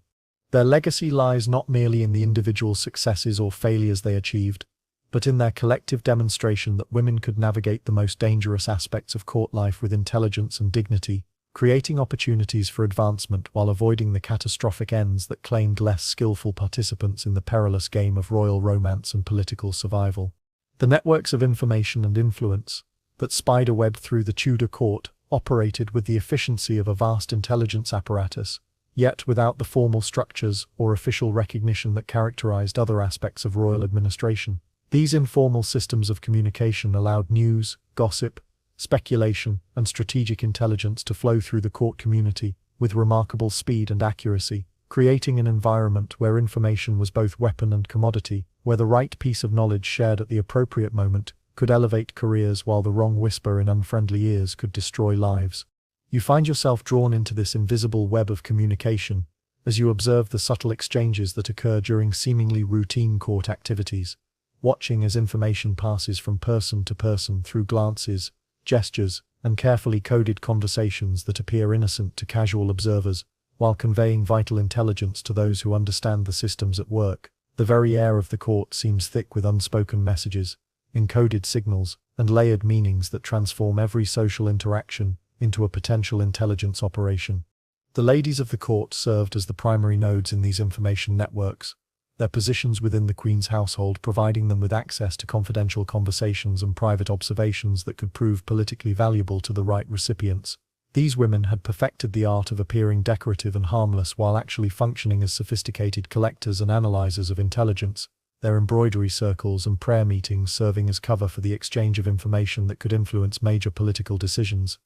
The servants who maintained the physical infrastructure of court life occupied positions of extraordinary sensitivity within these information networks, their daily duties requiring them to observe intimate details of royal and noble behavior, while maintaining the pretense of invisibility that their positions demanded. A laundress who noticed bloodstains on particular garments, a chambermaid who observed the condition of bedding in various rooms, or a page who overheard conversations not meant for his ears possessed knowledge that could prove politically explosive if shared with interested parties.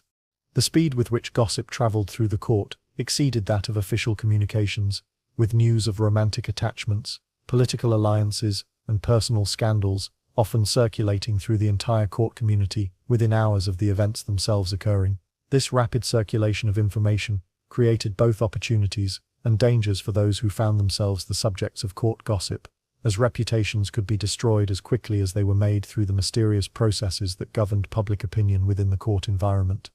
The reliability of information transmitted through these informal networks varied dramatically depending upon the sources involved and the interests they represented. Yet even false or deliberately misleading gossip could have real political consequences if it influenced the behavior of powerful individuals who acted upon information they believed to be accurate. The challenge faced by participants in court life lay in distinguishing between reliable intelligence and malicious fabrication, while responding appropriately to information whose truth might never be definitively established. Foreign ambassadors and their agents played crucial roles in these information networks, their official diplomatic status providing them with access to court society, while their loyalty to foreign powers created incentives for them to gather and transmit intelligence that might serve their home government's interests. These diplomatic figures often served as conduits through which court gossip reached international audiences, transforming private scandals into matters of international political significance. The merchants, artists, and skilled craftsmen who served the court community occupied unique positions within these information networks, their professional activities requiring them to move freely between different social levels, while their economic dependence upon court patronage motivated them to gather and share information that might prove valuable to their clients. A goldsmith who crafted jewelry for multiple royal mistresses might possess insights into the relative favor enjoyed by different women, while a musician who performed at private entertainments could observe relationships and dynamics invisible to more formal court observers. The religious figures who served the spiritual needs of the court community found themselves privy to extraordinarily sensitive information through their roles as confessors and spiritual advisors, yet their religious obligations created complex tensions between their duty to maintain confidentiality and the political pressures that surrounded their positions. The information shared in confession could provide crucial intelligence about court relationships and political plans, yet the use of such knowledge for political purposes represented a fundamental violation of religious principles that could have devastating consequences for all involved. The entertainment culture that flourished within the court provided additional channels for information transmission, with musicians, poets, and performers serving as vehicles for the circulation of news and gossip through their artistic productions. Songs and poems that appeared to be simple entertainment often contained encoded references to current court scandals or political developments, allowing information to be shared publicly while maintaining plausible deniability regarding its accuracy or intent.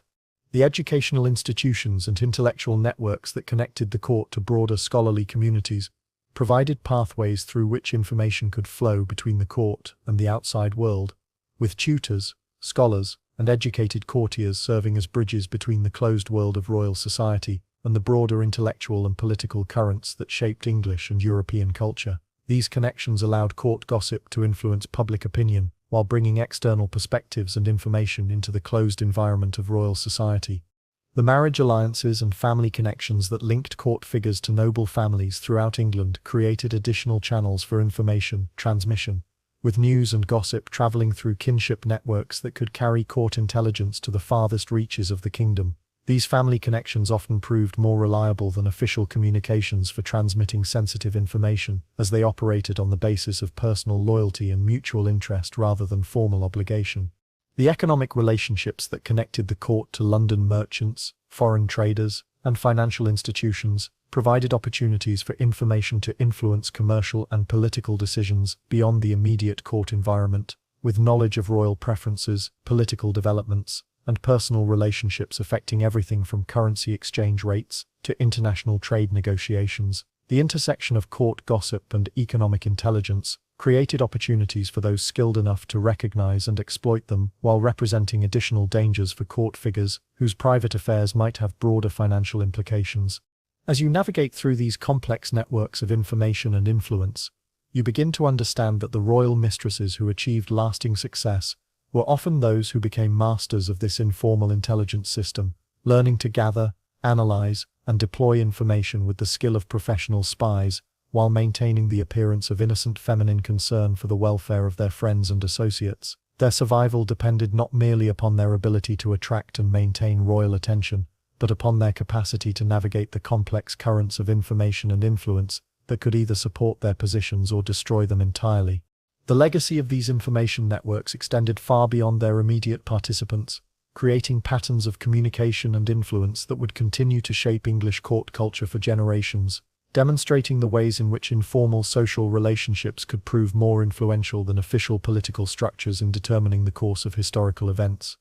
The sophisticated courts of continental Europe, particularly those of France, provided a very different model for the relationship between royal power and feminine influence, one that would profoundly shape the expectations and strategies of English noble women who gained access to these foreign environments through diplomatic missions, marriage alliances, or educational opportunities. These experiences abroad exposed English women to approaches to court life that were simultaneously more liberal and more strategic than those that characterized their home environment, creating a cadre of internationally educated women whose continental sophistication would transform the dynamics of Henry VIII's court.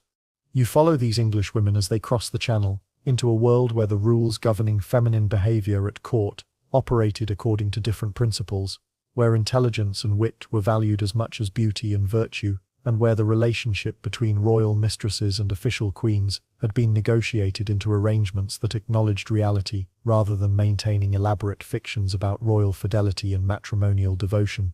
The French court, under Francis I, represented the pinnacle of Renaissance sophistication, an environment where artistic accomplishment, intellectual cultivation, and social grace were valued above the more rigid moral standards that governed English court behavior. Here, English women discovered approaches to royal romance that emphasized mystery and intellectual compatibility rather than mere physical attraction, learning techniques of conversation and flirtation that would prove devastatingly effective when transplanted to the more restrictive atmosphere of Henry VIII's court. Jane Poppincourt emerges as perhaps the most significant of these international figures,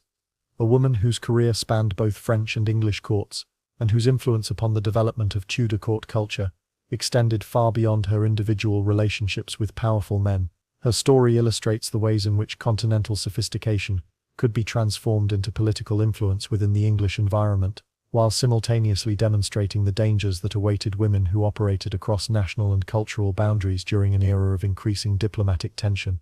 Jane's initial reputation was established within the French court system, where her linguistic abilities and cultural knowledge made her valuable as both companion and informal diplomatic agent, roles that provided her with insights into international politics that would prove useful throughout her subsequent career. Her movement between courts created networks of information and influence that transcended national boundaries, making her a valuable asset to any patron capable of recognizing and utilizing her unique qualifications. When Jane arrived in England as part of the educational establishment designed to provide continental polish to the Tudor court, she brought with her not merely individual accomplishments, but an entire approach to court relationships that challenged existing English assumptions about the proper behavior of women in proximity to royal power. Her confidence, intelligence, and cultural sophistication created a new model for feminine influence that would be studied and emulated by subsequent generations of English court ladies. The relationships Jane formed within the English court reflected her understanding that influence could be achieved through intellectual compatibility and cultural guidance rather than merely through romantic attachment. Yet her foreign origins and sophisticated manner created suspicions among English courtiers who viewed her continental approach to court relationships as potentially dangerous to established moral and political order. Her possible romantic relationship with Henry VIII, while never definitively documented, appears to have been conducted according to French rather than English protocols, with an emphasis upon intellectual exchange and cultural education that may have provided the king with a form of companionship he had not previously experienced with English women. This relationship, if it existed, demonstrated the potential for international cultural exchange to influence royal preferences and expectations regarding feminine companionship. The other English women who gained exposure to continental court culture through various forms of international exchange returned to England with sophisticated understanding of the ways in which feminine influence could be exercised within royal environments, knowledge that would prove valuable as they navigated the increasingly complex political landscape of Henry VIII's later reign. These women brought back techniques of conversation, fashion, and social maneuvering that transformed the character of English court society. Mary Boleyn's experience within the French court provided her with cultural sophistication that distinguished her from her English contemporaries, while simultaneously creating rumors regarding her moral character that would follow her throughout her subsequent career. Her French education taught her approaches to royal relationships that emphasized discretion and strategic thinking rather than the more emotional approaches that characterized many English court romances. Anne Boleyn's continental education proved even more significant, providing her with intellectual tools and strategic insights that enabled her to transform what should have been a temporary royal infatuation into a revolutionary political movement that reshaped English religion and politics. Her French sophistication taught her that royal desire could be manipulated and directed through carefully orchestrated campaigns of resistance and encouragement, techniques that proved devastatingly effective when applied to Henry VIII's psychology. The influence of continental court culture upon English royal mistresses extended beyond individual relationships to encompass broader changes in court fashion, artistic patronage, and intellectual life that reflected the increasing internationalization of Renaissance court culture. These changes created new opportunities for feminine influence, while simultaneously creating new dangers for women whose international connections might be viewed with suspicion during periods of diplomatic tension.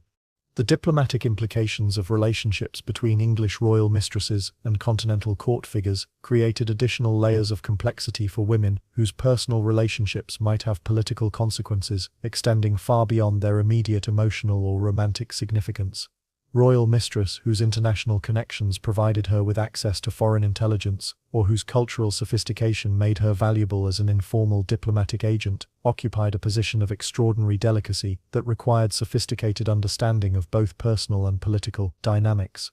The legacy of continental influence upon English court culture created expectations and models that would continue to shape the behavior of royal mistresses throughout the Tudor period, with subsequent generations of women looking to French and Italian examples for guidance regarding the proper conduct of relationships with absolute power. This international dimension of Tudor court culture created opportunities for cultural and intellectual exchange, while simultaneously introducing dangers that reflected the increasing complexity of European diplomatic relationships.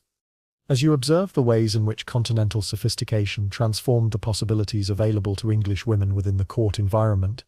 you begin to understand that the most successful royal mistresses were often those who combined English respectability with international sophistication, creating approaches to court relationships that drew upon the best features of both traditions while avoiding the potential dangers inherent in appearing too foreign or too sophisticated for English tastes. The children born to royal mistresses occupied positions of extraordinary complexity within Tudor society, their uncertain legal status creating both opportunities and limitations that would define their entire lives, while simultaneously serving as living reminders of relationships that official court protocol required to be forgotten or denied. These children represented the intersection of personal emotion and political calculation, their very existence serving as evidence of royal virility, while their illegitimate status ensured that they could never pose direct threats to legitimate succession, creating a category of royal relations whose influence was both significant and carefully circumscribed. You encounter these children in the quiet corridors of great houses far from court,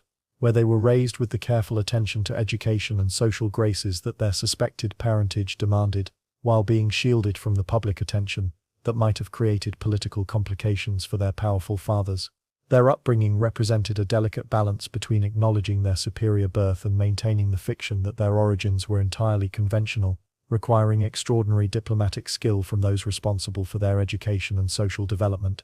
Henry Fitzroy stands as the most prominent example of acknowledged royal illegitimacy, his elevation to ducal status, representing Henry VIII's public recognition of his paternal pride, while simultaneously serving as a not-so-subtle critique of Catherine of Aragon's failure to produce surviving male heirs. The young Fitzroy's education and household were designed to demonstrate that the king was capable of producing intelligent, healthy, and accomplished sons, making the child's very existence a political statement about royal fertility and matrimonial disappointment. The elaborate court, established for Fitzroy, represented an alternative model of royal education that acknowledged illegitimate birth, while providing preparation for potential succession, should legitimate heirs fail to materialize, a possibility that seemed increasingly likely as Catherine of Aragon aged without producing surviving sons. The boy's tutors, household officers, and ceremonial arrangements all reflected his status as a possible future king, creating a shadow court that paralleled official royal institutions while maintaining careful distinctions that acknowledged his irregular origins. Yet Fitzroy's privileged position also created vulnerabilities that would prove fatal to his long-term prospects, as his elevation inevitably created enemies among those who viewed his advancement as a threat to their own family interests, or to the legitimate succession they hoped to see established through Catherine of Aragon's eventual successful pregnancy. The political implications of acknowledging illegitimate royal children created ongoing tensions that affected not merely the children themselves, but their mothers and the broader networks of noble families connected to them. The other children whose parentage remained officially unacknowledged faced different but equally complex challenges as they navigated lives in which their suspected royal blood created opportunities, while their uncertain status limited their ability to capitalize upon those opportunities openly. These children learned to move through court society with the confidence that came from superior education and influential connections while maintaining the careful discretion that their ambiguous positions demanded. Catherine Carey and Henry Carey, the children born to Mary Boleyn during her relationship with Henry VIII,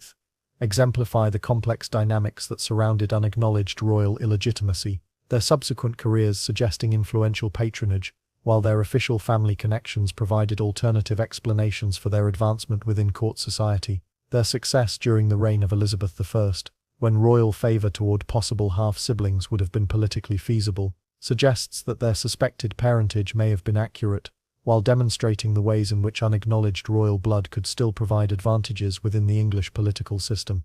The financial arrangements made for these children and their mothers reflected the Crown's need to balance responsibility with discretion, providing sufficient support to ensure comfortable maintenance, while avoiding the kind of public acknowledgement that might create political complications or succession disputes. These pensions and property grants, recorded in royal account books through carefully anonymous entries, provide some of the clearest evidence for relationships that were otherwise deliberately obscured from official records. The marriages arranged for these suspected royal children often reflected their elevated status, while simultaneously serving to integrate them into established noble families that could provide ongoing protection and advancement opportunities. These marriage alliances created networks of obligation and interest that could prove politically valuable to the Crown, while ensuring that illegitimate royal blood was absorbed into the broader noble community, rather than creating separate lineages with potential claims to succession. The educational opportunities provided to these children typically exceeded those available to their officially acknowledged social peers, with access to tutors, books, and cultural experiences that reflected their suspected royal heritage, while preparing them for careers that would require exceptional accomplishment to overcome the limitations imposed by their irregular birth. This superior education often proved to be their most valuable inheritance, providing skills and knowledge that enabled them to achieve success within court society, despite their uncertain legal status.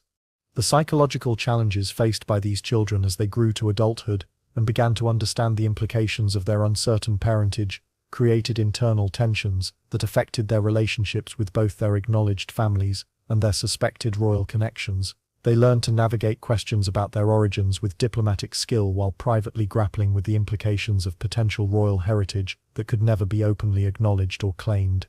The international implications of unacknowledged royal children created additional complications during periods when their existence might have diplomatic significance, with foreign courts sometimes recognizing relationships that English protocol required to be denied, creating awkward situations that required careful management to avoid creating international incidents, or providing foreign powers with potential leverage against English royal policy.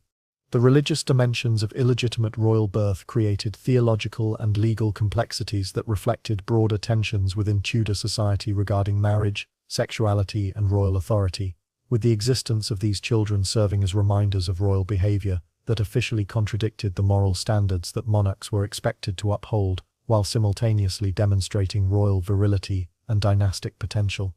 As you observe the careful dance of acknowledgement and denial that surrounded these royal children throughout their lives,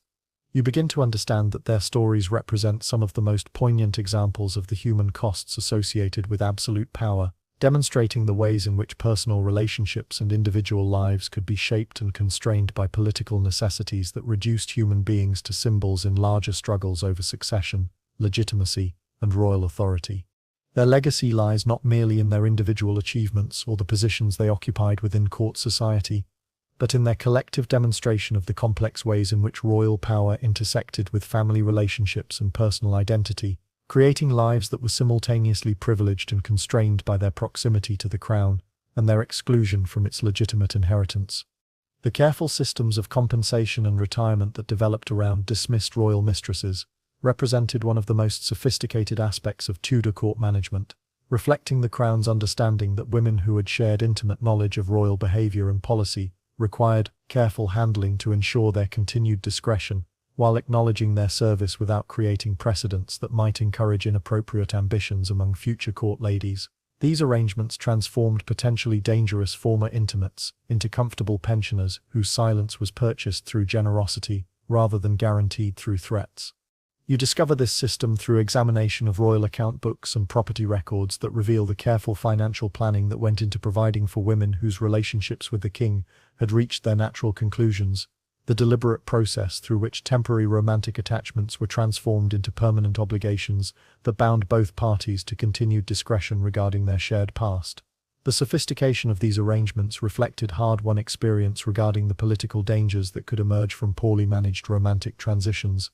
The country estates that served as retirement destinations for former royal mistresses were carefully selected to provide comfort and respectability, while ensuring sufficient distance from court to minimize the possibility of awkward encounters or attempts to renew relationships that had officially ended. These properties were typically chosen for their pleasant settings and proximity to established social networks that could provide companionship without requiring explanations regarding the source of their new residents' obvious prosperity. Elizabeth Blount's comfortable establishment at her granted estates exemplified the ideal outcome that the Crown hoped to achieve through these arrangements, with her transition from royal mistress to respectable widow accomplished so smoothly that her previous relationship with the king became merely a footnote to a life of provincial respectability. Her success in maintaining both material comfort and social standing demonstrated the potential benefits of strategic discretion for women willing to accept the limitations that accompanied royal generosity. The marriage arrangements that often accompanied these retirement provisions served multiple purposes simultaneously, providing former mistresses with appropriate social positions, while creating additional guarantees of their continued discretion through husbands whose own interests were served by maintaining silence regarding their wives' previous relationships. These marriages were typically negotiated with men whose circumstances made them suitable guardians of royal secrets, while providing them with material advantages that ensured their cooperation. The financial structures underlying these arrangements reflected careful calculation of the amounts necessary to ensure comfortable maintenance without creating the kind of conspicuous wealth that might attract unwelcome attention or suggest ongoing royal favor that could complicate the official narrative regarding ended relationships. The pensions and property grants were designed to provide security without ostentation, comfort without obvious luxury. The legal documents that formalized these arrangements were crafted with extraordinary care to avoid language that might acknowledge inappropriate relationships, while ensuring that the financial obligations they created were legally enforceable and politically sustainable across changes in royal administration or policy. These documents typically framed their provisions in terms of service to the crown or recognition of family loyalty, rather than compensation for intimate relationships. The social networks that developed around these retired royal mistresses created informal communities of women who shared similar experiences, while maintaining the careful silence that their circumstances required, their gatherings serving as support systems for individuals whose unique positions within Tudor society created isolation that could only be understood by others who had navigated similar challenges. These friendships provided emotional sustenance, while reinforcing the mutual interest in discretion that protected all participants. The religious dimensions of these retirement arrangements often included provisions for charitable activities and religious devotion that served both practical and spiritual purposes, providing former mistresses with respectable occupations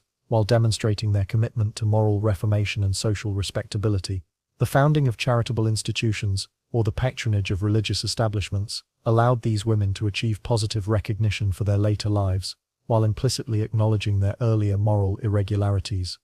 The children born to these relationships often benefited from the improved circumstances that accompanied their mother's retirement provisions, receiving educational opportunities and social advantages that reflected their mother's elevated status, while being shielded from the stigma that might have attached to more obviously irregular circumstances. These children grew up in environments that acknowledged their special status while preparing them for careers that would not depend upon official recognition of their origins.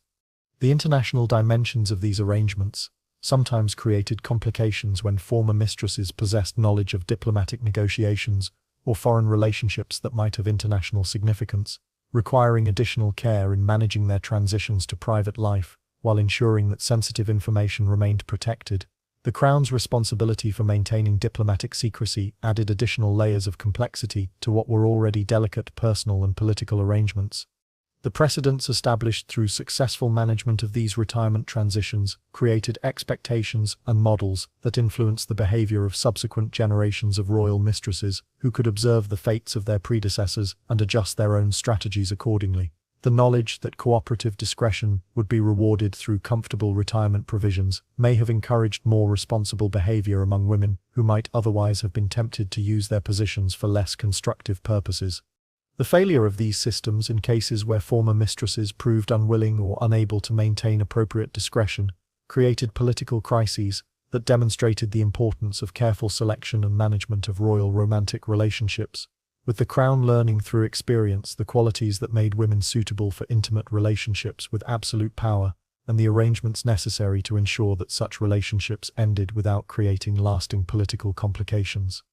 As you examine the detailed provisions made for these retired royal mistresses, you begin to understand that their comfortable obscurity represented not merely royal generosity, but sophisticated political management that transformed potentially dangerous knowledge holders into grateful pensioners whose continued well-being depended upon maintaining the silence that served everyone's interests, while providing them with the security and respectability that their service had earned through its successful completion. Within the private chambers of England's queens, where the elaborate ceremonies of court life gave way to more intimate and infinitely more complex human relationships, unfolded some of the most psychologically fascinating dynamics in Tudor history, as women who held the highest position available to females in English society struggled to maintain dignity and authority, while their husbands pursued other women with varying degrees of discretion and respect for matrimonial proprieties. These private struggles, largely hidden from public view, reveal the extraordinary emotional and political skills required to survive as a royal wife during an era when marital fidelity was expected from queens,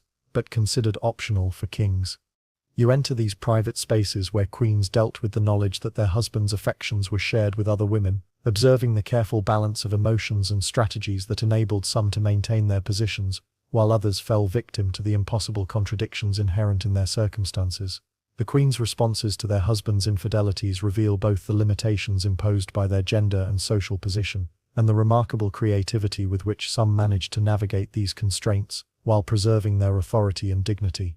Catherine of Aragon's approach to Henry VIII's extramarital relationships reflected her deep religious convictions and her understanding of queenship as a divinely ordained position that transcended personal happiness or satisfaction, her public dignity masking private anguish, while her refusal to acknowledge openly her husband's relationships served both personal pride and political strategy. Her maintenance of ceremonial distance from Henry's mistresses allowed her to preserve the fiction of royal matrimonial unity, while demonstrating the moral superiority that would eventually become her primary weapon in the battle over the validity of their marriage. The Spanish Queen's letters to her family reveal the careful balance between personal hurt and political calculation that characterized her response to Henry's affairs. Her expressions of pain and disappointment, carefully modulated to avoid providing ammunition to those who might use evidence of royal marital discord for their own political purposes. Her refusal to retreat into private grief or to acknowledge defeat demonstrated a strength of character that would eventually transform her from abandoned wife into international symbol of wronged womanhood. Catherine's strategy of dignified resistance to Henry's attempts to dissolve their marriage drew strength from her religious convictions while simultaneously serving her political interests. Her appeals to Rome and to her nephew Charles V, transforming what might have been a purely personal conflict into an international crisis that forced Henry to choose between his matrimonial desires and his political relationships with Catholic Europe. Her success in internationalizing her marital dispute demonstrated the ways in which royal wives could leverage their family connections and religious authority to resist husbands who possessed absolute domestic power. Anne Boleyn's transformation from royal mistress to queen provided her with a unique perspective on the psychology of royal marriage, yet her experience of Henry's growing attention toward Jane Seymour revealed that elevation to queenship provided no protection against the same dynamic that had destroyed her predecessor. Anne's response to evidence of Henry's new romantic interest reflected both her intelligence and her desperation, her attempts to confront the king directly about his behavior revealing the fundamental impossibility of demanding fidelity from an absolute monarch. The Queen's attempts to remove Jane Seymour from court by manipulating household appointments demonstrated sophisticated understanding of court politics, while simultaneously revealing the limitations of even royal feminine authority when confronted with determined masculine desire, backed by absolute power. Anne's failure to prevent Henry's pursuit of Jane illustrates the degree to which royal wives remained vulnerable to displacement, despite their elevated status and political influence. Anne's final confrontations with Henry over his treatment of their marriage revealed the tragic irony of her position, as the intelligence and strength of character that had enabled her to rise from mistress to queen became evidence of the pride and ambition that Henry used to justify her destruction. Her refusal to accept the role of complacent wife that might have preserved her position demonstrates both admirable courage and fatal miscalculation of the political realities that governed royal marriage. Jane Seymour's brief reign as queen was defined by her apparent acceptance of the limited expectations that Henry had developed regarding royal wives, her public displays of submission and humility, reflecting either genuine character or sophisticated understanding of the lessons learned from her predecessors' experiences. Her death in childbirth prevented the testing of her strategies against the inevitable challenges that would have emerged had Henry's attention wandered toward other women during her reign.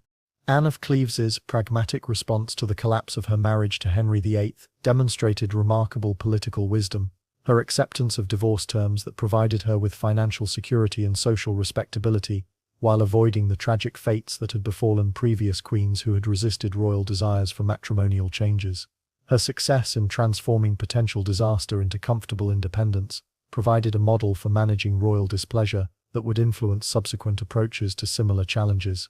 Catherine Howard's youth and inexperience prevented her from developing effective strategies for managing Henry's expectations and her own dangerous situation, her tragedy lying not merely in her execution, but in her failure to understand the political dimensions of royal marriage that her predecessors had learned through painful experience. Her story serves as a reminder of the extraordinary skills required to survive marriage to an absolute monarch whose expectations and desires could prove literally fatal to those who failed to meet them appropriately.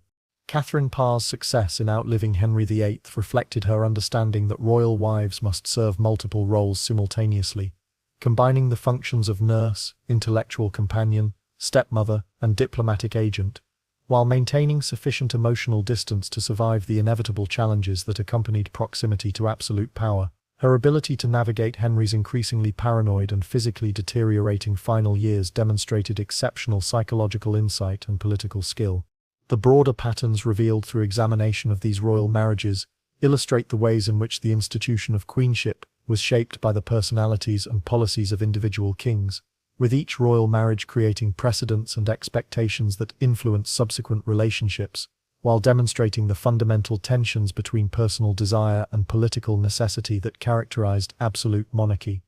The international implications of royal marital relationships added additional layers of complexity to these personal dynamics, with queens serving as representatives of foreign powers, while simultaneously owing loyalty to their husbands and adopted countries, creating conflicts of interest that could prove personally devastating and politically explosive when royal marriages failed or were dissolved.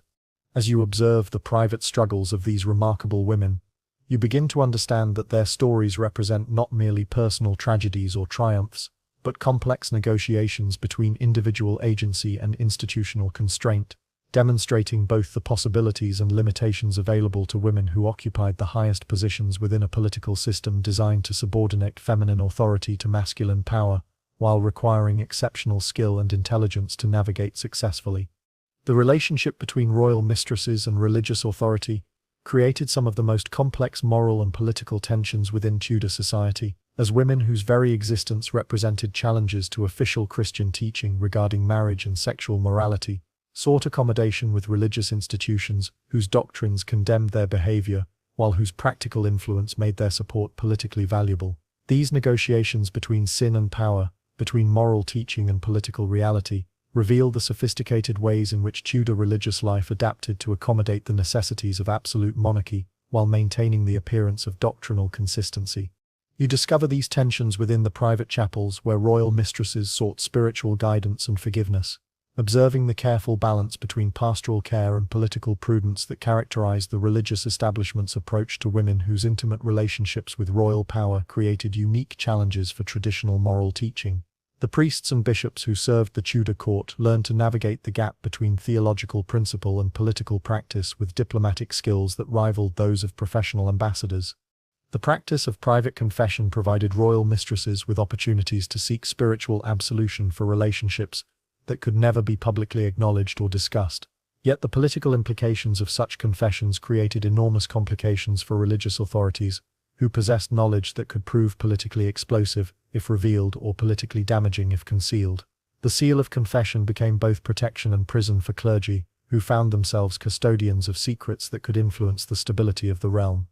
The elaborate theological justifications that developed around royal sexual behavior reflected the creative efforts of court theologians to reconcile Christian moral teaching with the practical requirements of royal authority, their arguments demonstrating the remarkable flexibility of religious doctrine when confronted with the necessities of political survival. These intellectual gymnastics created precedents and interpretations that would influence English religious thought for generations, while revealing the degree to which theological scholarship served political as much as spiritual purposes. The charitable activities that many royal mistresses undertook during and after their relationships with the king served both spiritual and political functions, providing evidence of religious devotion, while demonstrating social responsibility that could help offset the moral irregularities associated with their positions. The founding of religious institutions, the patronage of charitable organizations, and the support of educational establishments allowed these women to achieve positive recognition,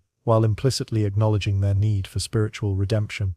The religious education provided to the children of royal mistresses reflected the complex status these children occupied within Christian society, with their bastard birth creating theological complications regarding their spiritual status, while their royal parentage demanded educational opportunities that would prepare them for positions of influence and responsibility. The clergy responsible for their instruction learned to balance acknowledgement of their irregular origins with recognition of their potential importance within the political and social hierarchy. The phenomenon of former royal mistresses entering religious life, either through formal vows or through informal devotion to religious practices, represented one acceptable path for women whose previous relationships made conventional marriage and social integration difficult or impossible. These religious conversions provided opportunities for spiritual redemption while creating respectable explanations for withdrawal from court society that protected both the women involved and the crown's reputation.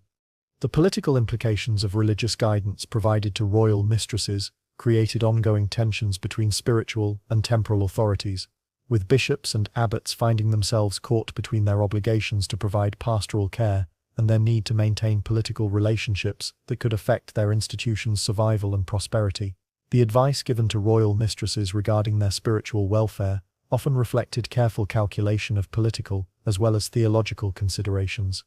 The international religious dimensions of these relationships created additional complications when royal mistresses possessed connections to foreign courts or religious establishments that might use their influence for diplomatic purposes, requiring careful monitoring by English religious authorities who understood that spiritual relationships could serve political ends that might threaten English interests or royal authority.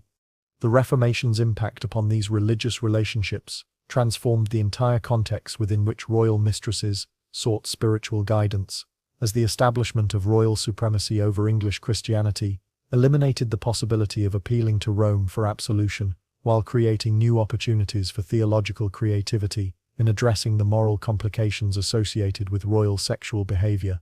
The personal religious struggles of individual royal mistresses reveal the genuine spiritual anguish that many experienced as they attempted to reconcile their behavior with their beliefs, their private prayers and religious devotions demonstrating authentic faith that coexisted with the practical compromises required by their positions. These internal conflicts created psychological tensions that affected their relationships with both royal and religious authorities, while influencing their approaches to the moral challenges inherent in their circumstances.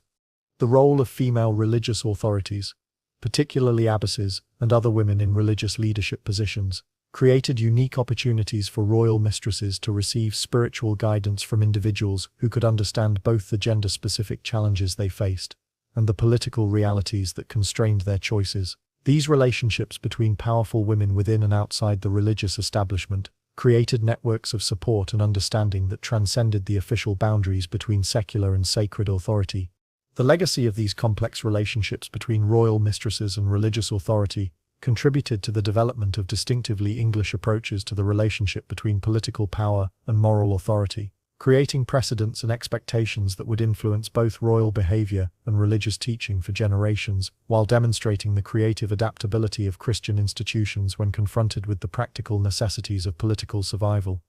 As you observe the quiet moments of prayer and reflection that punctuated these women's lives, you begin to understand that their spiritual struggles represented not merely personal quests for forgiveness, but complex negotiations between individual conscience and institutional authority, revealing both the strengths and limitations of religious systems when confronted with the moral complexities created by absolute power and the human relationships that both sustained and complicated its exercise. The survival of letters, documents, and personal writings connected to royal mistresses provides some of the most intimate and revealing glimpses into Tudor court life. Yet the very existence of these materials raises fascinating questions about the motivations behind their preservation and the risks accepted by those who chose to maintain records of relationships that were often politically dangerous to acknowledge. These textual remnants serve as windows into emotional and political worlds that were deliberately hidden from contemporary public view, while creating evidence that would later prove invaluable to historians seeking to understand the human dimensions of royal power. You discover these precious documents in settings that reflect their dangerous nature, hidden within false bottoms of jewelry boxes, sewn into the bindings of prayer books, or concealed behind panels in manor house walls, where they waited for centuries before being revealed by accident or architectural renovation. The locations of their concealment suggest both the value placed upon them by their original owners, and the very real dangers that their discovery might have created for those who possessed them. The love letters written by Henry VIII to Anne Boleyn represent perhaps the most famous surviving examples of royal romantic correspondence, their passionate language and emotional intensity providing unprecedented insights into the psychology of an absolute monarch, reduced to pleading for the affections of a woman who understood the power of strategic resistance. The survival of these letters suggests that Anne recognized their potential historical significance, even as their preservation created ongoing risks for her political position and personal safety. The language employed in these royal letters reveals the influence of courtly love traditions upon Henry's understanding of romantic relationships. His adoption of the humble suitor persona, demonstrating both genuine emotion and sophisticated literary performance, designed to appeal to Anne's intelligence and cultural sophistication. The king's willingness to adopt the conventional language of subservient lover reveals the degree to which his desire for Anne had disrupted normal patterns of royal authority and social hierarchy.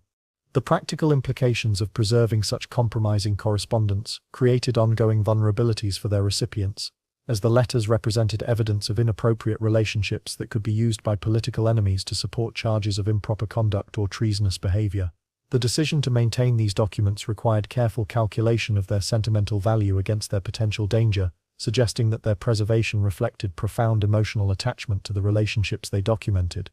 The anonymous letters and unsigned notes that survive in various archives provide glimpses into relationships that were even more carefully concealed than the documented royal correspondences, their lack of clear attribution creating mysteries that continue to intrigue historians, while demonstrating the extraordinary lengths to which participants in dangerous relationships went to maintain their secrets. These fragmentary communications reveal networks of romantic and political connection that official records were designed to obscure. The poetry and literary works created by or for royal mistresses provide additional insights into the cultural dimensions of these relationships, revealing the ways in which artistic expression served both personal and political purposes, while creating permanent records of temporary relationships. The survival of these works suggests that their creators understood the power of literature to preserve memory and influence historical interpretation, even when contemporary political circumstances made direct acknowledgement impossible. The financial records and account books that document gifts, property transfers, and pension arrangements provide crucial evidence for relationships that were never officially acknowledged, their careful notation of expenses and benefits revealing the economic dimensions of royal romance, while demonstrating the sophisticated systems that developed to manage the practical consequences of royal sexual behavior. These documents often provide the most reliable evidence for relationships that all parties had interests in keeping secret. The personal inventories and wills that survive from royal mistresses and their families reveal the material legacy of their relationships with royal power. Their careful distribution of property and personal belongings, often containing coded acknowledgements of relationships and obligations that could never be stated openly. These documents demonstrate the ways in which the consequences of royal relationships extended far beyond their immediate participants to affect family members and descendants for generations. The diplomatic correspondence that mentions royal mistresses or their family members provides evidence for the international implications of these relationships, revealing the ways in which foreign courts monitored and sometimes attempted to influence English royal behavior through intelligence gathering and strategic intervention. These international perspectives often provide information about English court relationships that domestic sources were politically motivated to conceal or distort. The religious writings and devotional materials associated with royal mistresses reveal their spiritual struggles and attempts to find meaning and redemption within relationships that challenged conventional moral teaching, their prayers and meditations providing insights into the psychological costs of their positions, while demonstrating the sincere religious faith that coexisted with their practical accommodations to political necessity. The preservation strategies employed to protect these dangerous documents reveal sophisticated understanding of the political risks they represented, with elaborate hiding places and coded references designed to provide protection against discovery while ensuring that important information would not be lost entirely. These preservation methods often reflected the collaboration of multiple individuals who understood the historical significance of the materials they were protecting. The discovery circumstances that brought many of these documents to light centuries after their creation often involved accidental revelation during building renovations or estate sales, suggesting that their hiding places were so effective that knowledge of their existence had been lost even within the families responsible for their preservation. These discoveries continue to provide new insights into Tudor court relationships and the human dimensions of royal power. The scholarly debates that surround the interpretation of these surviving documents reflect both their historical importance and their inherent ambiguity, with historians often disagreeing about the significance of particular letters or the identity of their authors, while recognizing their value as windows into emotional and political worlds that were deliberately hidden from contemporary view. As you examine these precious remnants of lives lived in the shadows of absolute power, you begin to understand that their survival represents not merely historical accident, but the conscious choices of individuals who recognized the importance of preserving evidence of relationships that shaped the course of English history, while remaining officially invisible. Their determination to maintain these dangerous records, reflecting both personal attachment and historical consciousness that transcended immediate political concerns. The legacy of these preserved documents continues to influence our understanding of Tudor court life and the complex relationships between personal emotion and political power, demonstrating the enduring human need to create permanent records of temporary relationships, while revealing the extraordinary risks that such preservation required in an environment where the wrong document discovered at the wrong moment could mean the difference between comfortable retirement and public execution. The phenomenon of royal mistresses who originated from foreign courts or possessed international connections created unique dynamics within the English political system, as these women brought with them cultural sophistication, political intelligence, and diplomatic relationships that could prove either valuable assets or dangerous liabilities, depending upon the international circumstances that surrounded their periods of influence. Their stories illuminate the ways in which personal relationships transcended national boundaries during an era when diplomacy and romance often intersected in ways that modern observers might find surprising. You encounter these international figures as they navigate the complex cultural translation required to succeed within the English court system while maintaining the foreign connections that had made them valuable in the first place, observing the delicate balance between assimilation and distinctiveness that characterized their approaches to English court life. Their success depended upon their ability to demonstrate loyalty to English interests while retaining the international sophistication that had attracted royal attention initially. Jane Poppincourt stands as perhaps the most significant example of these international royal mistresses, her career spanning both French and English courts, while her influence extended far beyond her individual relationships to encompass broader patterns of cultural and diplomatic exchange between the two kingdoms. Her story demonstrates both the opportunities and dangers that awaited women who operated across national boundaries during an era of increasing diplomatic complexity and international tension. Jane's initial establishment within the French court system provided her with linguistic abilities, cultural knowledge, and social connections that made her valuable as both companion and informal intelligence asset, skills that would prove crucial as she navigated the transition to English court service and the different expectations that characterized Tudor approaches to court relationships. Her bilingual capabilities and understanding of French court protocols made her particularly useful during periods when Anglo-French relations required careful diplomatic management. The rumors surrounding Jane's romantic relationships within the French court created both advantages and liabilities for her subsequent English career, as her supposed experience with international royal romance suggested sophistication that might appeal to Henry VIII, while simultaneously creating suspicions regarding her moral character and political loyalty. These rumors followed her throughout her English career, influencing both her opportunities and the challenges she faced in establishing credible relationships within the Tudor court system. Her movement between courts created opportunities for intelligence gathering and transmission that made her potentially valuable to various political factions, while simultaneously making her dangerous to those who viewed international connections as threats to English security. The information she possessed regarding French court relationships, political alliances, and diplomatic strategies could prove valuable to English policymakers while creating vulnerabilities if her loyalty to English interests was questioned.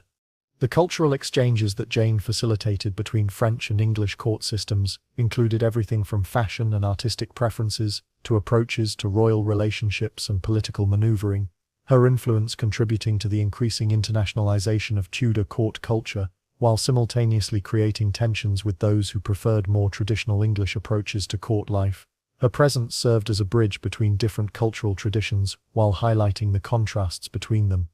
The diplomatic implications of Jane's relationships within the English court created ongoing complications for Anglo-French relations, as her intimate knowledge of both court systems made her a potentially valuable intelligence asset, while her personal relationships could influence official diplomatic negotiations in ways that transcended formal diplomatic channels. The intersection of personal and political relationships in her career illustrates the complex ways in which individual relationships could have international consequences.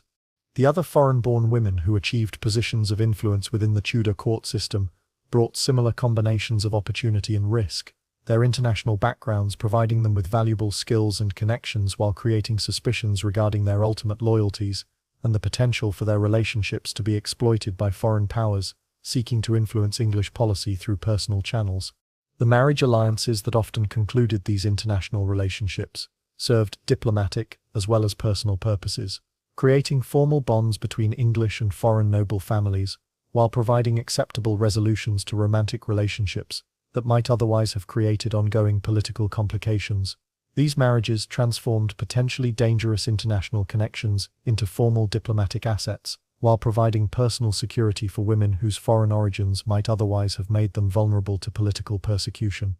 The children born to these international relationships occupied particularly complex positions within English society, their mixed heritage creating both opportunities and challenges as they sought to establish their places within English noble society, while maintaining connections to their foreign ancestry. These children often served as informal diplomatic bridges between England and their mothers' home countries, while facing ongoing questions regarding their ultimate loyalties and political allegiances. The intelligence networks that developed around these international royal mistresses created sophisticated systems for gathering and transmitting information that served both English and foreign interests, with these women often serving as crucial nodes in communication systems that transcended official diplomatic channels. Their personal relationships provided cover for intelligence activities, while their international connections made them valuable sources of information regarding foreign court activities and political developments. The cultural legacy of these international relationships contributed to the increasing sophistication of English court culture, while creating ongoing tensions between international influences and traditional English values, with these women serving as catalysts for cultural exchange, while sometimes becoming symbols of foreign corruption or inappropriate influence within English political discourse. The scholarly challenges associated with reconstructing the careers of these international royal mistresses reflect both the deliberate obscurity that surrounded their activities and the complex political considerations that influenced contemporary record-keeping regarding their relationships and influence.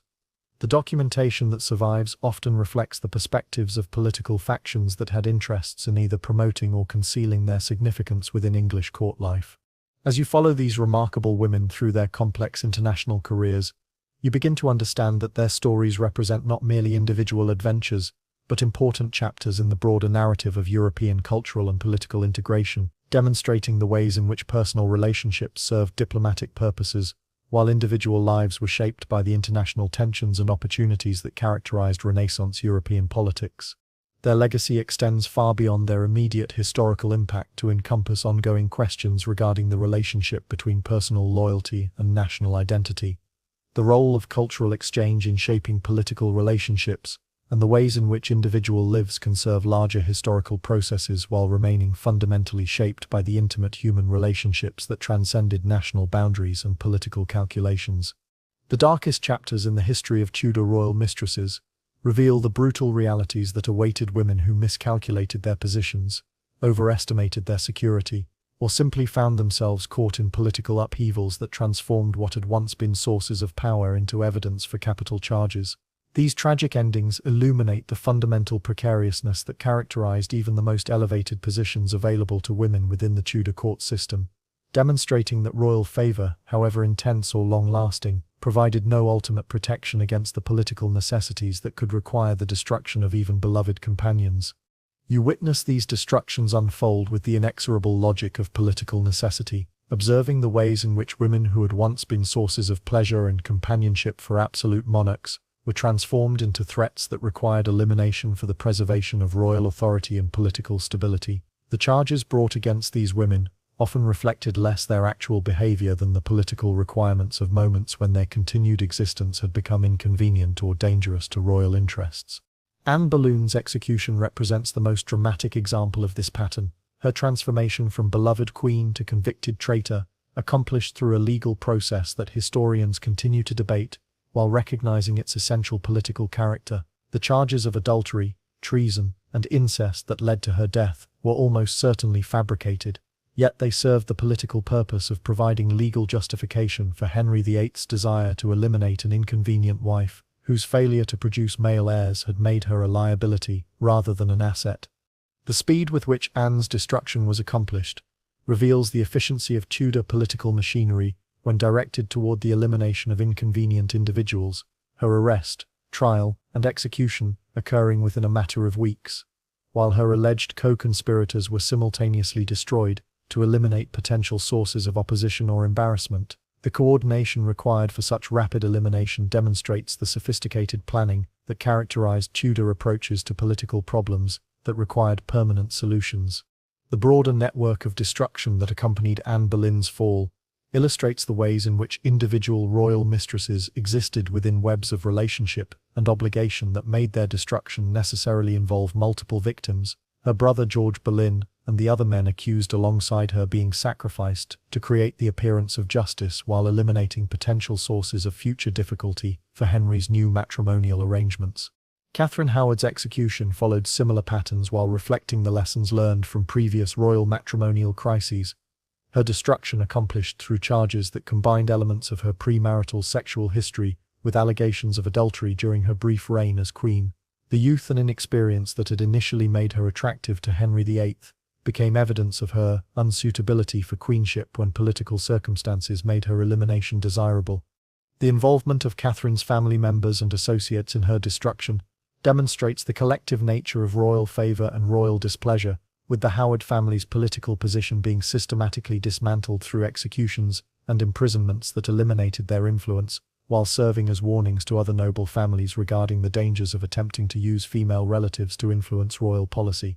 The lesser-known women who suffered punishment for relationships with royal power often faced fates that were less dramatically public, but equally devastating to their lives and families, their disgrace accomplished through exile, imprisonment, or forced marriage that effectively ended their social existence, while avoiding the public attention that might have created martyrs or symbols of royal injustice. The psychological dimensions of these punishments reveal the personal costs associated with relationships that had once promised security and advancement, as women who had experienced the heights of royal favor found themselves facing not merely death or imprisonment, but the complete destruction of their identities and the erasure of their significance within the political and social systems they had once helped to shape. The legal mechanisms employed to justify these punishments demonstrate the sophisticated ways in which Tudor law could be manipulated to serve political purposes, with charges of treason, adultery, and inappropriate conduct being applied in ways that reflected political necessity rather than consistent application of established legal principles. The flexibility of these charges allowed royal authority to eliminate inconvenient individuals while maintaining the appearance of legal propriety. The international implications of these executions often extended far beyond their immediate English significance, with foreign courts interpreting the destruction of royal mistresses and queens as evidence of English political instability, or as indicators of policy changes that might affect diplomatic relationships. The execution of Anne Boleyn in particular had European-wide implications that influenced religious and political developments throughout Catholic Europe. The propaganda efforts that accompanied these destructions reveal the sophisticated understanding of public opinion that characterized Tudor political management, with official narratives being crafted to justify royal actions while minimizing sympathy for their victims and preventing the development of alternative interpretations that might threaten royal authority or political stability. The religious dimensions of these punishments often involve charges of heresy or inappropriate religious behavior that reflected the intersection of personal conduct and religious policy during the English Reformation, with women's spiritual beliefs and practices being used as evidence for political unreliability that could justify their elimination from positions of influence or their physical destruction. The family consequences that extended from these individual punishments often proved as devastating as the immediate executions, with entire bloodlines being eliminated or marginalized through systematic destruction of their political influence and social standing. The children and relatives of executed royal mistresses faced ongoing suspicion and limitation that could affect their prospects for generations. The historical legacy of these tragic endings continues to influence modern understanding of Tudor political culture and the relationship between personal relationships and political power, with the brutal efficiency of these eliminations serving as reminders of the ultimate subordination of individual lives to political necessity within systems of absolute monarchy. As you contemplate these dark chapters in the history of royal romance, you begin to understand that they represent not aberrations or exceptions, but logical extensions of political systems that reduced human beings to tools for the achievement of royal purposes, their destruction becoming necessary when their continued existence threatened the stability or convenience of the monarchical system they had once served so effectively. The psychology of royal boredom, and its devastating consequences for those who had once basked in royal attention, represents one of the most poignant aspects of the royal mistress experience, as women who had structured their entire lives around maintaining royal interest discovered that even perfect compliance with royal desires provided no protection against the inevitable cooling of passion that characterized Henry VIII's approach to romantic relationships. This emotional abandonment often proved more psychologically devastating than the more dramatic punishments that befell women who actively opposed royal will, creating a form of social death that could be more cruel than physical execution. You observe this gradual withdrawal of royal attention as it unfolds in the daily routines of court life, noting the subtle signs that indicated shifting royal preferences long before they became obvious to casual observers, watching as women who had once been central to royal planning and entertainment found themselves gradually marginalized through a process so gradual that its victims often failed to recognize their changing circumstances until their positions had become irretrievably compromised. The initial signs of declining royal interest often manifested themselves through changes in ceremonial protocol that would have been invisible to outside observers, but which carried devastating significance for those who understood the coded meanings that governed court behavior. A royal mistress might notice that she was no longer seated in positions that allowed easy conversation with the king during meals, that her opinions were no longer solicited regarding entertainment or artistic choices, or that her presence was no longer specifically requested for intimate gatherings that had once been routine.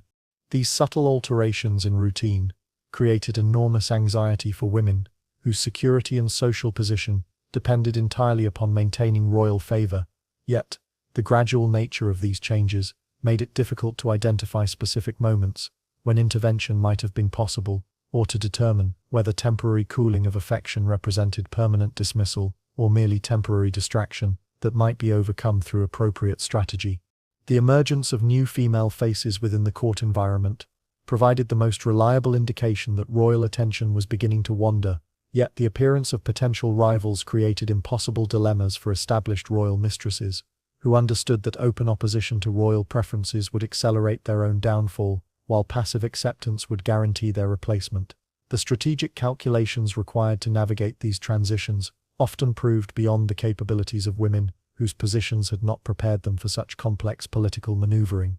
The physical and emotional toll of maintaining perpetual readiness for royal attention, while simultaneously preparing for its inevitable withdrawal, created extraordinary stress for women whose lives had become entirely dependent upon royal favor. Their need to appear constantly appealing and available conflicting with their growing awareness that such efforts might prove futile against the fundamental inconstancy of royal desire. The court's response to shifting royal preferences often proved as devastating as royal abandonment itself, as courtiers who had once sought favor through association with established royal mistresses quickly transferred their attentions to more promising targets, leaving former favorites isolated and vulnerable at precisely the moments when they most needed political support and personal comfort.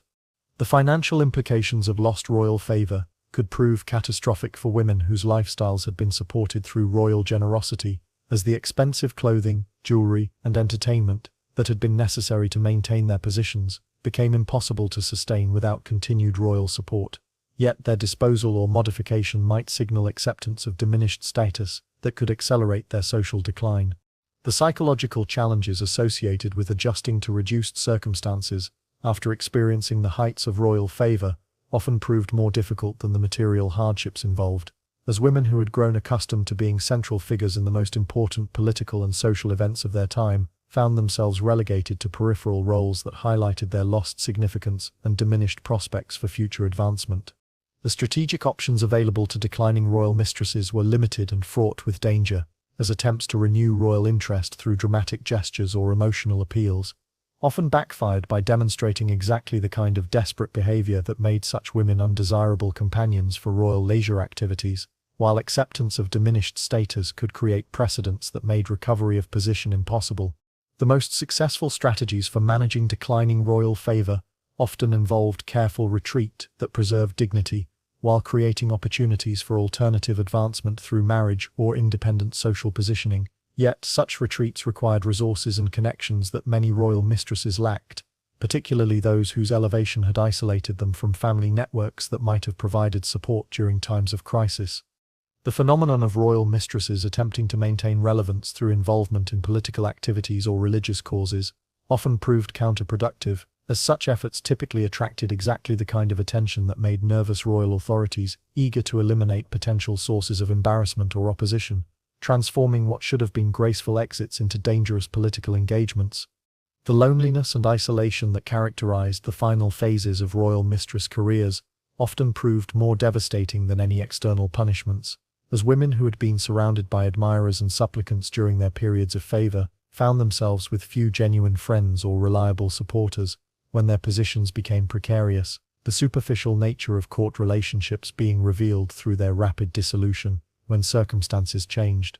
The health consequences of prolonged stress associated with declining royal favor manifested themselves through various physical and mental ailments that further compromised these women's ability to maintain their positions or develop alternative strategies for their futures, creating downward spirals that often culminated in complete social collapse or physical breakdown that eliminated any possibility of recovery. The historical examples of women who successfully navigated the transition from royal favor to independent respectability provide models for effective strategy, while simultaneously highlighting the exceptional personal qualities and favorable circumstances required for such successful transitions, demonstrating that survival of royal abandonment required combination of intelligence, resources, and luck that few possessed in sufficient measure. As you witness the gradual decline and abandonment that characterized the end of so many royal mistress careers, you begin to understand that these experiences represent not merely individual tragedies, but systematic consequences of political and social systems that created temporary elevation through personal relationships, while providing no permanent security or sustainable alternatives for women whose value was defined entirely through their ability to maintain masculine interest and approval. The role of royal mistress in Tudor England represented far more than a romantic position or sexual relationship, functioning instead as an informal but crucial political office that required extraordinary skills in diplomacy, psychology, and strategic planning, while offering both unprecedented opportunities for influence and catastrophic risks that could destroy not merely individuals, but entire family networks. The women who succeeded in this role were often among the most intelligent and sophisticated individuals of their generation, their achievements and failures illuminating both the possibilities and limitations available to ambitious women within a political system designed to exclude them from formal power. You observe these women as they navigate the complex requirements of their unofficial position, watching as they balance competing demands and conflicting loyalties while maintaining the appearance of effortless grace and feminine submissiveness that their public roles required. Their success depended upon their ability to wield real influence while appearing to exercise none, to shape policy through intimate conversation while maintaining the fiction that their interests were purely personal rather than political. The daily routine of a successful royal mistress involved constant attention to the subtle indicators that revealed royal moods and preferences, requiring skills in psychological analysis that would challenge modern professionals while simultaneously demanding the kind of physical and emotional availability that could exhaust even the most resilient individuals. These women learned to read minute changes in royal expression, tone and gesture as indicators of political and personal opportunities or dangers that could determine their immediate tactics and long-term strategies. The intelligence networks that successful royal mistresses developed and maintained represented sophisticated information systems that often surpassed official diplomatic and intelligence services in their effectiveness and reliability, with these women serving as central nodes in communication systems that connected court society to broader national and international political developments. Their access to private royal conversations and their ability to influence royal decision-making made them valuable allies and dangerous enemies for political factions seeking to advance their interests. The economic dimensions of the royal mistress role involved not merely personal enrichment through gifts and grants, but complex financial management that affected family fortunes and political alliances across multiple generations, with successful mistresses learning to convert temporary royal favor into permanent economic advantages, while avoiding the kind of conspicuous accumulation that might create resentment or suspicion among other court figures.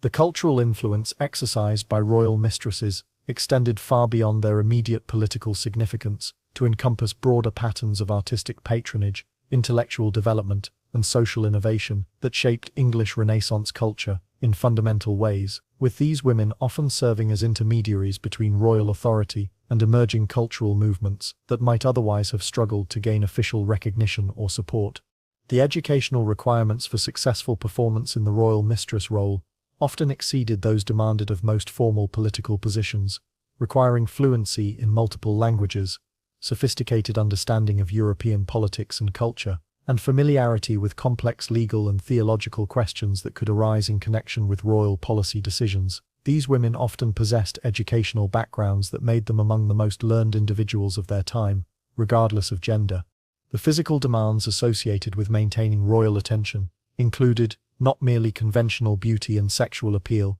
but the kind of robust health and emotional resilience required to survive the stress and uncertainty that characterized court life, with many royal mistresses demonstrating remarkable longevity and energy that enabled them to maintain their positions through decades of political upheaval and personal challenge. The strategic planning capabilities required for long-term success in the royal mistress role involved complex calculations regarding personal advancement, family interests, political alliances, and religious considerations that could extend across multiple years and involve coordination with various domestic and international figures whose own interests might conflict with immediate royal desires or long-term royal policy objectives. The emotional labor involved in maintaining successful relationships with absolute monarchs required extraordinary psychological sophistication, as these women learned to provide authentic companionship and emotional support while maintaining sufficient emotional distance to protect themselves against the inevitable changes in royal affection that could transform beloved companions into dangerous liabilities within remarkably short periods.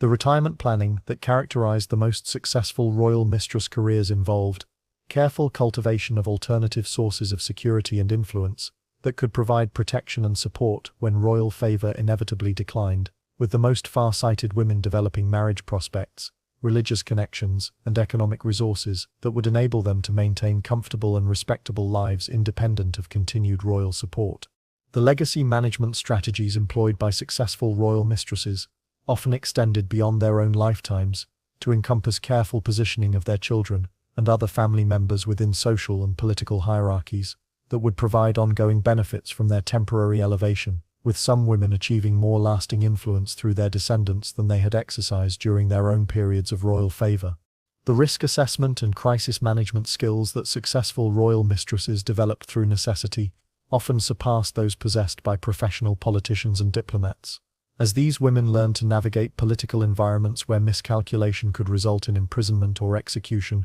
while maintaining the appearance of feminine delicacy and political innocence that their public roles demanded.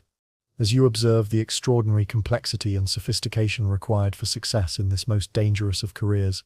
you begin to understand that the royal mistresses who achieved lasting historical significance were not merely beautiful women who happened to attract royal attention, but rather exceptional individuals who created and sustained influence within political systems designed to exclude them, while demonstrating levels of skill and intelligence that would be remarkable in any professional context. Their legacy lies not only in their individual achievements and the specific historical events they influenced, but in their collective demonstration that women could exercise real political power within seemingly restrictive social systems through the development of alternative strategies, informal networks that complemented and sometimes surpassed official political institutions in their effectiveness and influence. In the vast gallery of Tudor history, where the portraits of kings and queens command attention through their golden frames and regal bearing, you discover other images tucked away in darker corners, paintings of women whose stories were deemed too dangerous or too complicated for prominent display. These are the royal mistresses who chose the path of resistance, women who looked absolute power in the face and made the revolutionary decision to decline its dangerous embrace, their refusal to participate in the elaborate game of royal romance representing perhaps the most quietly radical acts of defiance available to women within the Tudor political system. You encounter these remarkable figures through the gaps in historical records, their significance often measured not by what they achieved, but by what they declined to pursue, their stories preserved in fragments and rumors that hint at the extraordinary courage required to say no to men who were accustomed to universal compliance with their desires. These women understood instinctively that the temporary elevation offered by royal favor came at prices they were unwilling to pay, regardless of the potential rewards such compliance might have brought to themselves and their families. Anne Bassett emerges as one of the most intriguing examples of strategic resistance, her careful navigation of Henry VIII's interest demonstrating the sophisticated understanding of court dynamics that was required to discourage royal attention without causing the kind of offense that could result in punishment or retaliation. Her position as maid of honor to multiple queens provided her with intimate knowledge of the consequences that awaited women who became too closely associated with royal romantic desires, lessons that informed her careful strategies for maintaining royal goodwill while avoiding the dangerous intimacy that destroyed so many others. The techniques Anne employed to deflect royal interest, without appearing to reject royal authority, required extraordinary diplomatic skill, as she learned to be graciously unavailable rather than openly resistant, to suggest alternative directions for royal attention without appearing to manipulate royal preferences,